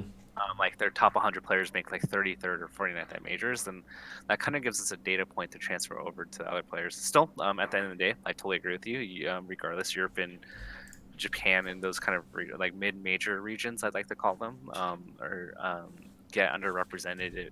But the flip side is, if you don't count locals, then the ratio of representation goes even worse, which is, I think, what a lot of people don't realize. Like how do you count Squid? Like he didn't even go to main stage, and like Yeah. I think he went to Genesis. So if you didn't count locals, Squid would have probably like one tournament, right?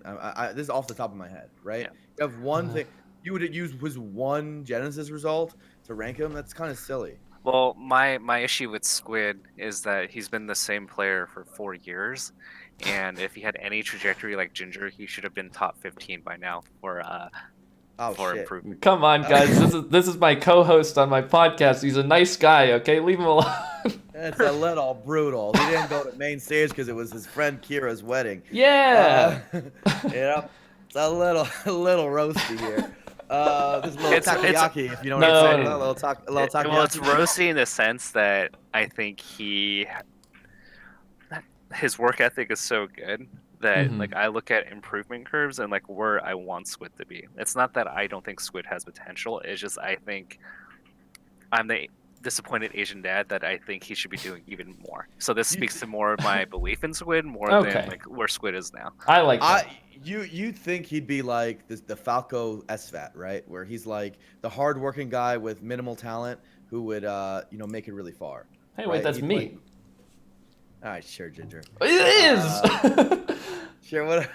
All right. Wait, do you think I had natural talent? You think I just started out and I was good? I don't think you're at 0. I think was you're at, so bad. You're like a 0.5 out of 10. I've been in the One scene I for see. 10 years, man. So here's the thing. You're not a Ginger, lot heavily talented, Ginger. But like, Thank so you. we're talking about SFAT here. Okay, yeah, true. All right, Ginger. You know what I'm So saying? I think talent doesn't apply just to raw skill. It also applies to being. I think there's talent in being able to assess what's important. Yeah. And what's important to learn and develop, right? I think maybe that's a skill that can be learned, but I think it's a very important skill to getting good at a game. Whether Yeah. I mean, there are people that are naturally talented at a game, like they pick it up. They're just naturals, right? But the ability to assess like what's important, what you need to work on, and like what are the key variables to winning, like I also think that's like a really valuable skill that people tend to ignore when they talk about talent. It actually pisses me off because if you watch me stream my other game, Slay Aspire, I like, I'm quite fucking good at that game. Like it's just math and shit. So I have a lot of sympathy for us non-naturally talented fucks who just have been in the scene for a long time and get good. Personally, I'm rooting for you, Ginger. Thanks, man. So I, in many ways, I think that the Rock Lee archetype, the talent of hard work, is the sickest archetype, and so in many ways, it's a compliment. Thank you. But I see what Tafo's trying to say. Like, Yeah, I you expect that 100% hard work understand. Rock Lee keeps up. Rock Lee actually keeps up with the talented fucks. Yeah, no, I don't think the Tafo was saying anything really insulting. I think it was mostly endearing. One thing I do think is interesting, and I've talked to Drug Fox about this, is like he talks about how everyone says that Mutaking wasn't talented, right? He's just like super bad, but like even something that could be considered a talent is like the willingness to sit through like the super grindy, boring parts of the game to like figure out what is good, and like Mutaking had that in spades, right? Like he would Yeah. literally just sit there and figure out everything about the game if he could, and like use that to his advantage. The talent of hard work. You know, Yes. Yep. it's like that's it's weird because most human beings legitimately can't do that on a physical level. Mm-hmm. What he did. Mm-hmm. So no, there's different ways of it. I think what's fucked up, like I was mentioning earlier, like I made my Slay the Spire comparison, is that there's certain games which just naturally click in your brain faster, right? Like it's so for some people that happens to be Smash. I don't know why. Maybe I think my theory is like what kind of games you played growing up. Like I Mm-hmm. never really played platformers, for example, Okay. and I think in Smash that might be important. I didn't play many fighting games growing up, and that might have been important. Mm-hmm. I played mostly like RPGs and strategy shit. Interesting. And so maybe my brain wiring never like fucking like got good at that. I play platformers like I'm trying to play Celeste, and I'm on the early levels. And I'm dying like 100+ times. I'm trash at platformers. Like I don't know. I don't know how to jump. That's interesting. And so like maybe that's part of it. Who knows? I think anyone can do it, and rewire their shit. But so for some people, it's just gonna be harder. Mm-hmm. Um, to quickly address another thing that Tafa said too is you talked about like maybe that's a learned skill. Yeah, I do think that at this point in my career, I think I'm really maybe not really good, but I'm good at analyzing what's important in terms of like how you're able to win in a tournament set or something like that, right? But that is definitely something that I learned over time. I had mentors that taught me how to do these sorts of things. I read a lot of books that would teach you how to learn more effectively or how to organize your life more effectively so that you're able to be more efficient and stuff like that. So I mean, I'm not even like necessarily trying to address exactly what you said, but for people in the chat that think they can't do it, I think that you can. Yeah, I think the other part is like, I think it's a combination of like willingness to learn. Because like imagine an alternate universe where like Mango didn't know how to improve and was also incredibly stubborn, right? Mm-hmm. Like then like just and didn't have natural talent, then like I don't see a reality where that person improves like out of 100 scenarios or 100 alternate universes, that person probably like gets really good in like half a universe, you know? Mm-hmm. Mm-hmm. So like the fact that you had the willingness to learn and assess like how to get that information is also a skill. That's true. Yeah, that's a good point. Mm-hmm. Anyway, back to the rankings. Mm-hmm. What Tavil's saying is their job has become harder. Also because people are purposely dodging events. Like there's a degree where like there aren't many events, but also like people are DQing and not going. Like that's the Yeah. bigger problem. Like the ones that we have, like Big House and Genesis are like the only, and I sort of kind of main stage, only ones where we had everyone. You Yeah. know? Mm-hmm. But it really was Big House and Genesis. And so and even at Big House, we didn't have Axe, right? And that's a big Mm-hmm. difference maker. Like, would Zayn have made, top two if Axe was there? I don't That's a know, good point. right? And so like, it's become absurdly hard for them, and I don't think there isn't a system in like in the way our rankings are, which incentivizes attendance naturally. So the PGR for Ultimate, right? It's a Mm-hmm. horrific system. It's like a comically bad system. Is it? It is like it's somehow worse than ours. They figure out a way to make it look worse than ours. But but to quickly describe it for a second, basically there's this black box algorithm, right? It's Mm-hmm. basically practical TAS putting numbers up and down to get the rankings that he feels like make the most sense, right? Okay. But no one knows how it works, and they just in general assume that higher tier events give them more points than not, right? Mm-hmm. So though their system is bad in terms of give you the most like competitive integrity, like the most like generally better rankings, what it does is because no one knows how it works, people go to a lot of events, right? That's Because interesting. no one understands literally practical TAS's machinations. They go to a shit ton of events, and if they see S tier, they're like, dude, if I miss that, maybe this algorithm, which I don't know how it works, is going to punish me for low attendance, right? Yeah. And Yeah. they have no idea, and it very well might, And so they go, and so they fucking go. And you know what? I have to give them credit. It's better than what we're doing. Mm-hmm. The proper ways of solving this shit is what tennis does, like give points to events, and like Yep. that's the like, and then has both competitive integrity and it's good, but all that shit requires coordination. And for me, I think the whole point of a ranking system is not even to rank people accurately. I think the whole number one point of a ranking system is to grow the scene. Like that's the Interesting. number one point. It's to add a storyline to the scene and to grow the scene. And so where we're failing, in my opinion, is that our ranking system is making motherfuckers dodge and not go to locals and things like that. So it's actually not doing the job, Wow. right? It's supposed to do. So that's my criticism of it, like on a natural level, as it is right now. And in many ways, I actually would prefer Ultimate System simply because Practical TAS doing madman machinery with his algorithm and changing it every season and like changing it mid-season, to me is still better because it makes people go to fucking events.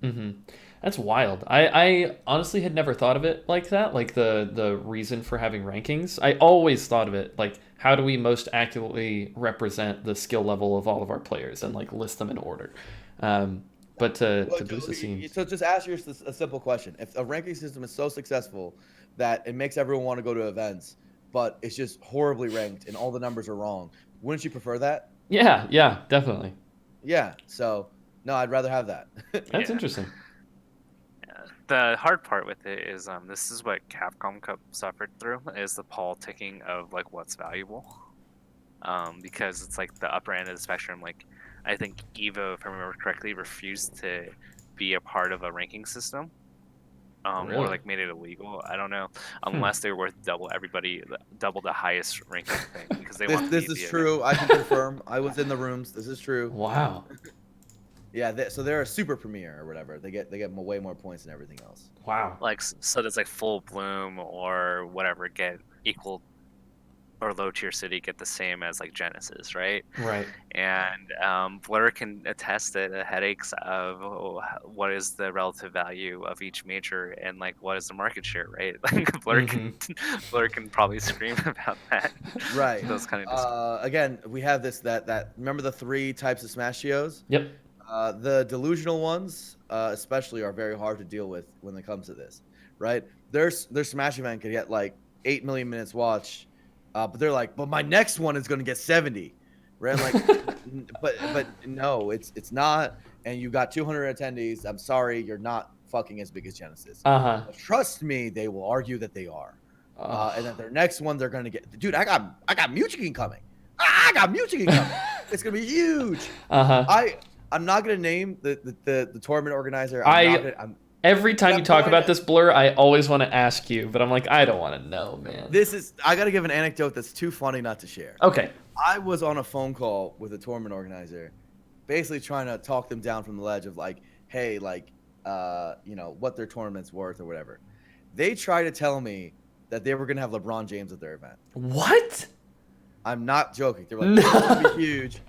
I'm working with LeBron James. It's gonna happen, right? Yeah. And I was like, bro, I don't believe you. They're like, trust me, Blur, it's gonna be way bigger than my previous one. Don't look at my old numbers, look at my new numbers. I'm gonna have LeBron James. It's gonna be fucking wild. Whoa. I'm changing the game. And lo and behold, the event went and LeBron James wasn't there. What do you know? Wow. What do you know? Fucking mind blowing. Fucking mind blowing, right? It's crazy how that works, right? Yeah.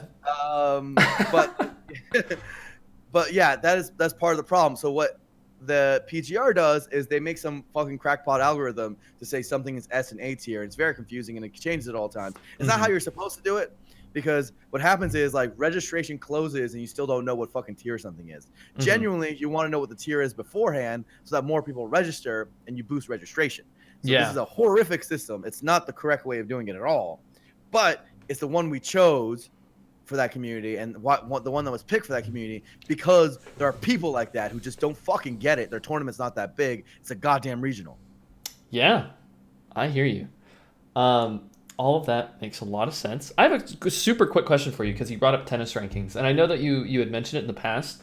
I follow tennis pretty closely. Well, not anymore. Like not for like the last year and a half or something.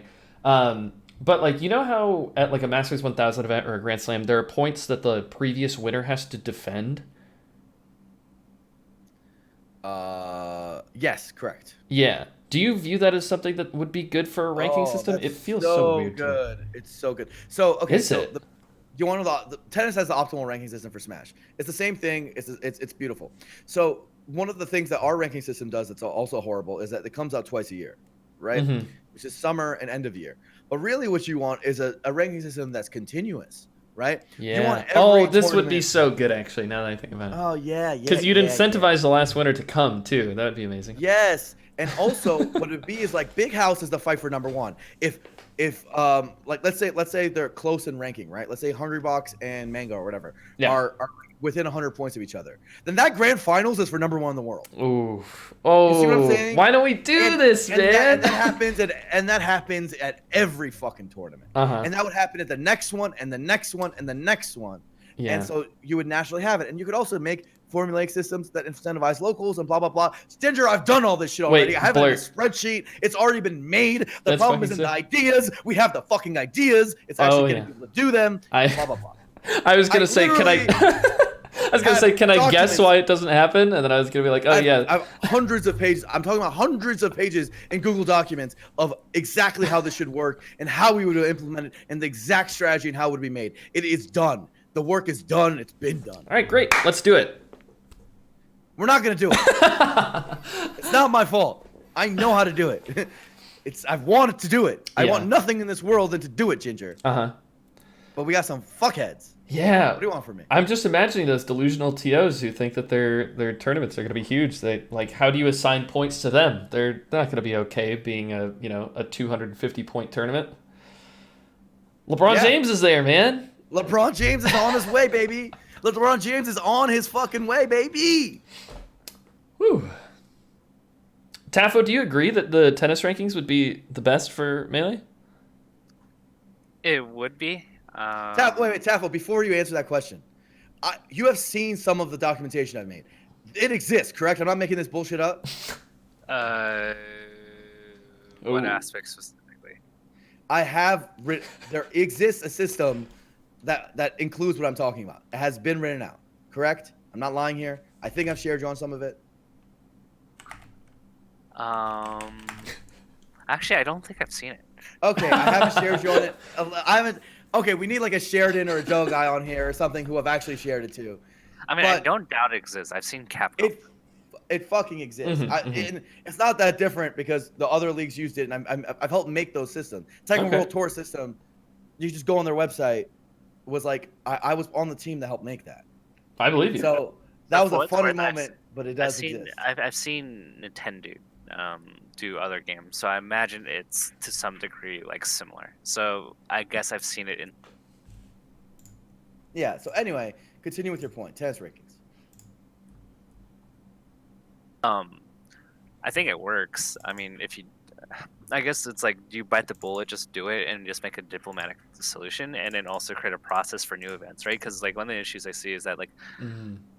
In 2019, we don't know all the events that are going to be in 2020, or if people want to run events or don't want to run events in 2020. There could be new people in. It's like, how do you create the system to accommodate for like the GTXs that just randomly pop up? Mm-hmm. And do you just run it and just say, hey, sorry, X event, you're not as big as you think you are? Mm-hmm. And kind of work through that kind of assumption. Yeah, tennis does that. It's actually great. I don't think a first-time event should ever be crazy high tier as it is. Like, it's never even really a good idea, right? Yeah. And then there's like the politicking, I think, of like U.S. Congress, where like the small states need representation, right? So there's like a random tournament in North Carolina and not get any love, and are like the people in SoCal just like that live near a big major just favored? And so those are kind of like the difficult questions that like I have to like think over. Like I think it is in the right direction, but like inevitably in every system somebody gets shafted, right? And like how do you get buy-in from those people that they just don't run over your new system? Because every time historically we've tried to change something within Smash, the people that are underrepresented or see the perceived disadvantages or that they're going to get shafted on this change, they come up and they're loud enough that nobody wants to make a change. Correct. That's also true. The way to do it, at least my favorite way to do it, is basically you just do like a certain number of designations per region. Let's say Latin America gets 3 tournaments, fucking Europe gets, 6 tournaments, blah, blah, blah. You make some fucking number and then you give it to the biggest tournaments in the region. However, you can't even do year one. You couldn't do that because we don't even have like 6 big European tournaments, really. Yeah, You know right. what I mean? So you couldn't necessarily do that. But anyway, like what Tavil's saying is right. Is that motherfuckers will undermine it from like day one, and even on day 0 before it exists. So that's Yeah. why it's kind of why that shit doesn't happen. The more I think about it, the more it's like, well, it would be so good for the scene if those are the thing. Like, it's crazy. Yeah, well, Yeah, well, that's just kind of how it goes, huh? yeah, It's rough. So got a lot of good ideas. so do you see any easy to implement ideas for rankings that would actually like help incentivize people to go to events instead of dissuading them from going to events? Because I think right now, and like Axe has talked about it, IBDW's talked about it, Ryobeat's talked about it, you know, where it's like, and they're very vocal about, I'm going to skip this event because I don't want to like have it affect my ranking.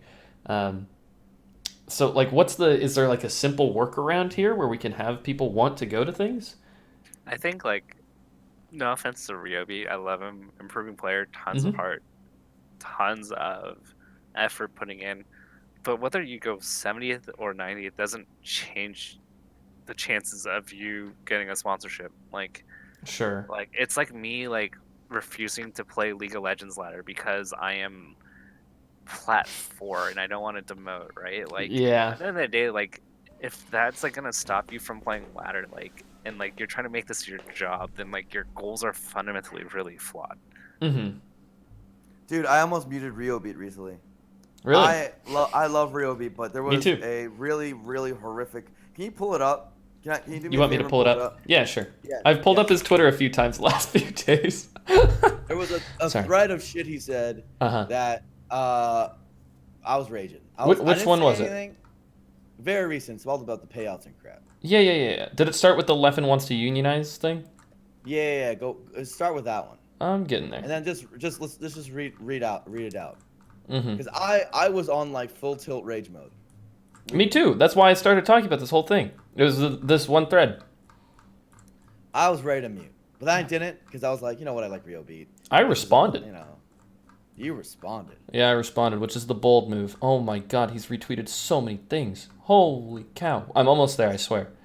I've been scrolling the whole time. This man never leaves Okay. Twitter. We're here. I want to clarify before anything starts. Rio Beat's a good person and actually arguably the most technical peach. I agree. Yep. Yeah, I agree. Very, very, very fast. I love hanging out with Ryobeat. Great person. And Super the technical sentiment speech. here you can't blame him for because I think in the things he's been exposed to, this is how the world works and how Smash should works in his context. Yeah. Okay. Is this the thread that you're talking about? Just making sure. Yes. Can we just read it out and then You want me to read it? Sure. I'll read it. So it starts out, Lefmau. Leffen said top players should unionize. Then we get into it a little bit more. Imagine your job being playing a 20-year-old game with no developer support where your ability to continue is off of Owen Tours all donating to you to continue your passion. And you're going to tell me that top players are the working class in this scenario, not the TOs and volunteers? Before we talk about unionizing top players, why don't we talk about how much someone like Juggle Guy makes off this? The stream runners, volunteer TOs, Dr. Piggy, commentary, literally anyone else. There's no money in any of this community because Melee isn't a job with any actual market demand. How do we unionize? By asking Owen Tours to put in more? I don't know. That's not sustainable enough either. I'm sorry to break the hearts of people trying to make a decent wage in this no developer game. It's not a job because there's no money in it. Esports is largely venture capital and we don't have it. If you want to make money off of gaming, just be a content creator. Not everything is able to be monetized. I'm sorry, being a Melee competitor is not something in demand. Should people who play Melty-Blood demand a living wage, or people who yo-yo the best? The hard truth is that we are all insanely privileged that playing a 20-year-old game is a viable career path for anyone. Imagine retail or fast food jobs that you literally have to do to live. You are going to tell me that Melee is on a similar scale? We don't need a union, dog. All right, Side so- note, I actually had to go to a meeting, so Okay. it was good talking to you guys, but really good discussion. Yeah, thank like you the so much fact- for your time and your perspective, Tafo. I really appreciate it. No See you, problem, Taco. Ginge. Later, Blur. Later. So can I tell you why I raged at this? Yeah, do it up. Especially one line on it. Mhm. I think it says, Melee isn't something with a market demand. Yeah. What the fuck do you call, like, are hundreds of thousands of people that go to tournaments every year, unique people going to tournaments every year, and the like millions of viewers. Like, is that not a market? Is that not something that has a demand? There's no money in the community. Dog, there so easily could be a money in the community, just like we've talked about, right? Yep. This is not like the again, the where I don't blame Rio Beat is that from his perspective, there is no money in the community. Mhm. But what he's not asking is why not, and the answer isn't because no one there's no money to be made. It's because the money isn't being made because of all the reasons we described before, right? Yep. There is a market. We can sell things. Monetization has happened and has worked. Look at Summit. It is totally doable to monetize what we have. We just haven't done it because we're incompetent, right? Like, it's on us and we suck. It's not like when people complain like, hey, I'm not making enough because we're not monetizing well enough. That's a valid complaint. Yeah. Right.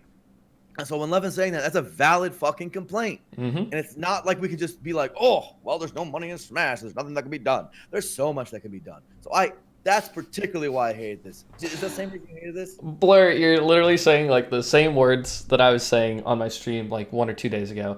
And you literally ended at the point you're like, there are so many things that we could do to monetize this. And that's when I pulled open my notepad. I was like, look, let's just brainstorm some ideas. And that's how I came up with that like list of things that was on my Twitter. Literally at the end of the I didn't even watch your stream. I want to let you know that I wasn't there. I didn't see it. And you saw me. I wasn't in chat. Right. We came up to the same conclusion because we happen to understand that this is just wrong. Yeah. Real Beat, I love you, and you should be happy to learn that you're wrong because that means there's a ray of sunshine out of here. Your melee skill could actually be used for something. Yes. If we ever get off our asses. Yes. If it ever happens, by God, it'll be beautiful. I know. But, I responded to this thread and I said, I don't know why you're so excited to talk about how top players don't get money. Like, why would this ever be a good thing? Why are you excited to be like, sorry, everyone, there's no money here, haha. Like, what? No, there's the ability to monetize this. There's a grungy hippie like beautifulness to it, though. You gotta admit. Yeah. Right? It's like, I think I gotta say this. There are some community members who I think wouldn't like Smash as much. If it wasn't like this like humble, like we're the smallest underdog story, you know what I mean? Sure. Yeah. I know many like that, who are like super into it almost for that, like that communal aspect alone. The community would change if we had a shit ton of money to it. For sure. We've already seen the culture of the community change a lot from like the olden days to when like 2013 plus happened and sponsorships came in and Yep. people started caring. Yeah. I mean, we have the easiest example is like VIP rooms, right? Like that was never a thing. Yeah, if it goes even further, there are some people who like love that particular grungy aspect of the culture, and that's what they're into. So I don't even blame them. Like there is something beautiful about us being like actual maniacs, like the documentary said. So I see that. Me personally, I think it'd be overall better for most people. I think most people would rather us, have money and not, work for free. But that's just me. Yeah, no, I super agree. One of the lines that I really hated in here too was the hard truth is that we are all insanely privileged that playing a 20-year-old video game is a viable career path for anybody. Like, are we really privileged? I wouldn't describe it that way at all. I had an example that I said, because right after that he says, imagine fast food or retail. And I came up with the example. I said, shouldn't you just be privileged that McDonald's came up with a fast and efficient way to produce food for people? And like, you're just lucky enough to live in a system where this is possible. Like, they found out a way to monetize the market and they had a demand, right? And it's like, this is the same shit. We have a demand. I mean, he put Melty Blood in there, so we are privileged relative to them. Right. Well, they don't have the same level of demand.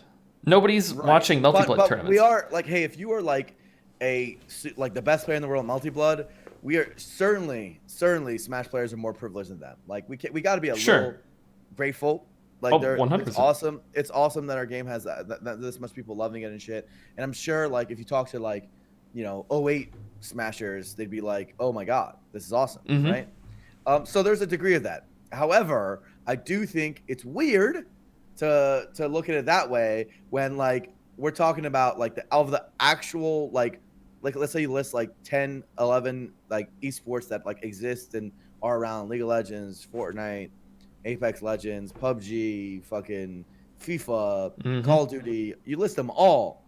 Like we have the least money in media rights, the least sponsorship, the least team pay. We have the least. We're literally dead in rankings and everything but live attendance and viewership, which Yep. were actually like near the top, baby. Yep. You know, so for me, it's super weird. Yes, you can compare it to people who have it worse than us, Mhm. but let me tell you this: I had the most depressing experience going to a local in SoCal.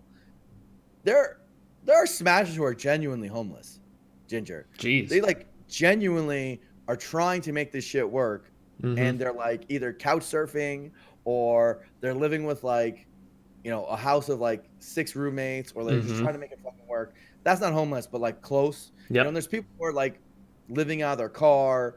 Like that's happening in Smash Brothers because people are actually crazy enough to try to like make it happen, right? Yeah. Not always the most healthy decisions, but hey, if it makes you happy, I can't argue against happiness, right? To me, that doesn't speak of privilege. No, To same. me, that seems like the exact opposite. So it's weird when we're like dead last on every single fucking metric, except for audience. That is how he interprets it. Yeah, I agree. First of all, I'm gonna say that Alex19 in the chat says hi to you. Oh, did Alex say hi? Yeah, Alex said hi. Sub Alex. Alex is the homie. I love Alex. Alex is the homie. The other thing is I 100% agree with everything you said. The other thing too is like the way that this is worded is just so bad. Insanely privileged that playing a 20-year-old game is a viable career path for anyone. Like imagine saying that to the faces of all the TOs that have sacrificed so much to keep the game alive. Like they have sacrificed everything in so many different ways. The players have sacrificed so much. And just like you're talking about Blur, people being homeless or whatever, when I quit my job and I was going to work Smash full time and I bought a streaming computer and I moved to a region where everything was better or whatever, I have a picture on my phone. And when I make it big Blur, I'm going to compare the two pictures. I had 3 cents in my bank account. Okay? I had 3 cents. And I was like, you know what? It doesn't matter. This is like, I'm a stupid person and I'm just going to ride it out, man. I'm going to make this work. And luckily, I have a thriving community of people who support me. I do well enough in tournaments to where I can pay my bills and everything. Everything's really nice. But yeah, man, it doesn't smell like privilege to me. I'm all about being grateful. Thanksgiving's around the corner. I don't really line up here on this. I see Brawlhalla competitors making multiple times of what our people are making, and I just it doesn't add up to me. You know what I mean? It doesn't fucking add up to me. So, nah, dog, nah. And I think the worst part is I think the train of logic that is being used there, and I see it. We're pointing out Ryobi, but I see it all the time in Smash. Is as if nothing can be fixed. Yes. The problems can be fixed. And it's our fault. It's not waiting around for Nintendo. It's not anything. It's our fault. So many people. How is it the most common misconception is that Nintendo just isn't like solving all of our issues? Like, we don't need them to solve our issues. That's not like the problem. Dude, look at CS:GO. Didn't have developer support. They had people in stadiums before Valve ever came in. Yeah. Like that. It's doable. Like other communities did it. We just haven't. Like there were other grassroots esports guys. We're not the only one. The Dota community was grassroots before Dota 2, and they had like sponsorships and they had regular like events. Like there's so many other examples here, and we have the advantage of live attendance, right? Like we have the advantage of like thousands of people will pay ticket sales to go to our events. Some other esports can't get people to show up like that. Like so, no, like it has been done. We're an exception here in that we haven't been able to get something done. It just it always comes back to it being insanely frustrating, right? Because it sounds like we're set up for success, right? Like we have everything we need. We have the people in the stands. We have the people watching online. Everything's ready to happen. We have hardworking, passionate people that are like dedicated, but we just can't agree and get it actually done. Sure. Right? It's cool. So I'm just gonna keep streaming, being a content creator. You're gonna do the same thing, and we're gonna. What are we supposed to do, dude? I think, like I said, there's only one viable path forward, Ginger. It's the capitalist approach. The capitalist approach is the only way. There's somebody will come around, whether it's Thunder, whether it's Champ, whether it's fucking like somebody comes around and becomes so big as a TO. It could be BTS, who knows, right? Like They become so big that they swallow the rest whole, right? Yeah. And to me, that's the only viable way. And I think the grassroots in us says no, no, no. But no, at this point, I'm fucking down. I'm so down. Yeah. Here's a question for you because I get confused about this. Let's I don't even know if they want me to talk about this, but I'd like to. Um, like it's really weird to me when people complain about like not having enough money in Smash or that the payouts aren't good enough or anything like that. But then it feels as though people are afraid of money. Like, oh, like somebody's trying to put money into like a pot or something. Like, I don't know, man. Seems a little sketch to me. Like, well, first of all, most of you people aren't gonna get the money anyway. Okay. The incentive there for a pot bonus is to get higher level players out, and the higher level players are there to incentivize the lower level players to get out. Like that's kind of the concept of a pot bonus, right? And it's good for everybody. It's great. So when Thunder Smash 3 happened and it was announced, and it had a $5,000 melee pot bonus, which I don't believe to that point had run like a melee national or anything close to a $5,000 pot bonus for melee. People like literally didn't want to register because there's like money involved. Like I feel like we as a community just I don't want to say we're stupid, but like what is that? How can you at the same time complain about how there isn't enough money in the scene, but then not register events that have money in them or support them in any way? Yeah, it doesn't make very much sense. Now, the caveat is that event was horrifically promoted, and they should have just hired a melee promoter. They don't know the fact that people care far more about who's hosting it than how much money's on the line. That's how Smashers are, baby. They care about who the TO is, who as a human being. Are you sure? Because this is. Do you think, dude, if Champ wasn't in charge of that event, all the Ultimate SoCal people would go. Let's say I was in charge of it from the melee side, right?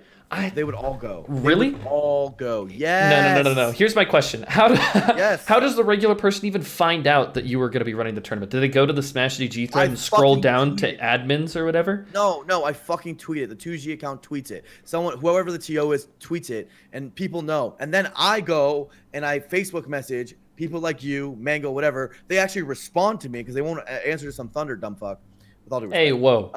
Hey, whoa. And then those guys go because I'm like, hey, go to this tournament. There's money online. It's sick. It's gonna be sick. I'm TOing it. So they all go. No, it's how it works. Yes, this is like no. I hear what you're saying, but like what you're talking about is like you should be the one that everybody trusts to go out and promote the event, not TO the event, right? It sounds like you're talking about like I gotta go message everybody. I gotta let everybody know that I'm TOing the event and it's gonna be really good and everything.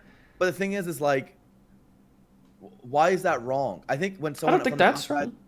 When someone from the outside is coming in, like the players want to be assured that, look, for example, the payment's actually going to happen, tournament's going to be good. Mm-hmm. I don't think it's a problem. So look, on a very specific level, they should have just done that. That's not that hard, right? Mm-hmm. Make it a 4K prize pool and put a K to like a fucking TO or something. Sure. You know? And that would solve itself, right? And you see people doing it a more right way. That Player Omega group that hosting Genesis Black, they reached out to Genesis, and I might be working on a few others, and they're like just being like, "Hey, run a tournament for us." Mm-hmm. You know what? Well done. That's all you got to do. It's not that hard, right? It's gonna take a very long time for people to trust Thunder Gaming. Naturally, that's how it is. They understand that too, for sure. Much faster to just jumpstart that. So that's the way to actually do it, right? And if you're gonna do it, you have to actually give whoever has the power literally free reign. Right, because the good people who have the promotional power are not gonna let you make the decisions, and then their face is like in front of it, and then they the tournament shit, Yeah. So that's their solution. It's not that hard. They made a mistake, and they could fix it very easily, assuming people actually want to work with them. Like assuming those top level TOs, whoever. There's like dozens of names that would work fine. Yeah, right? definitely. Would want to do it. Now, having said that, your core point of like people being afraid of money, people being, always wary of, especially when someone has a profit motive. Mm-hmm. Here's a mixed bag. I like it, but here's the thing, right? Mm-hmm. We just talked about the 3 categories of TOs, right? Yep. Who do you want to win in this equation, Ginger? You personally, right? Like, if let's say we ever reach the utopia of, like, Smash is a massive esports. Who do you want to be making the decisions, right? Let's remind everyone the 3 types, right? Yep. There's the genuine, well-meaning CEOs who are in it for the community. The Mhm. Alpha Joe guy shared in that category. There's a few others, right? Like that genuinely they give a shit, right? Mhm.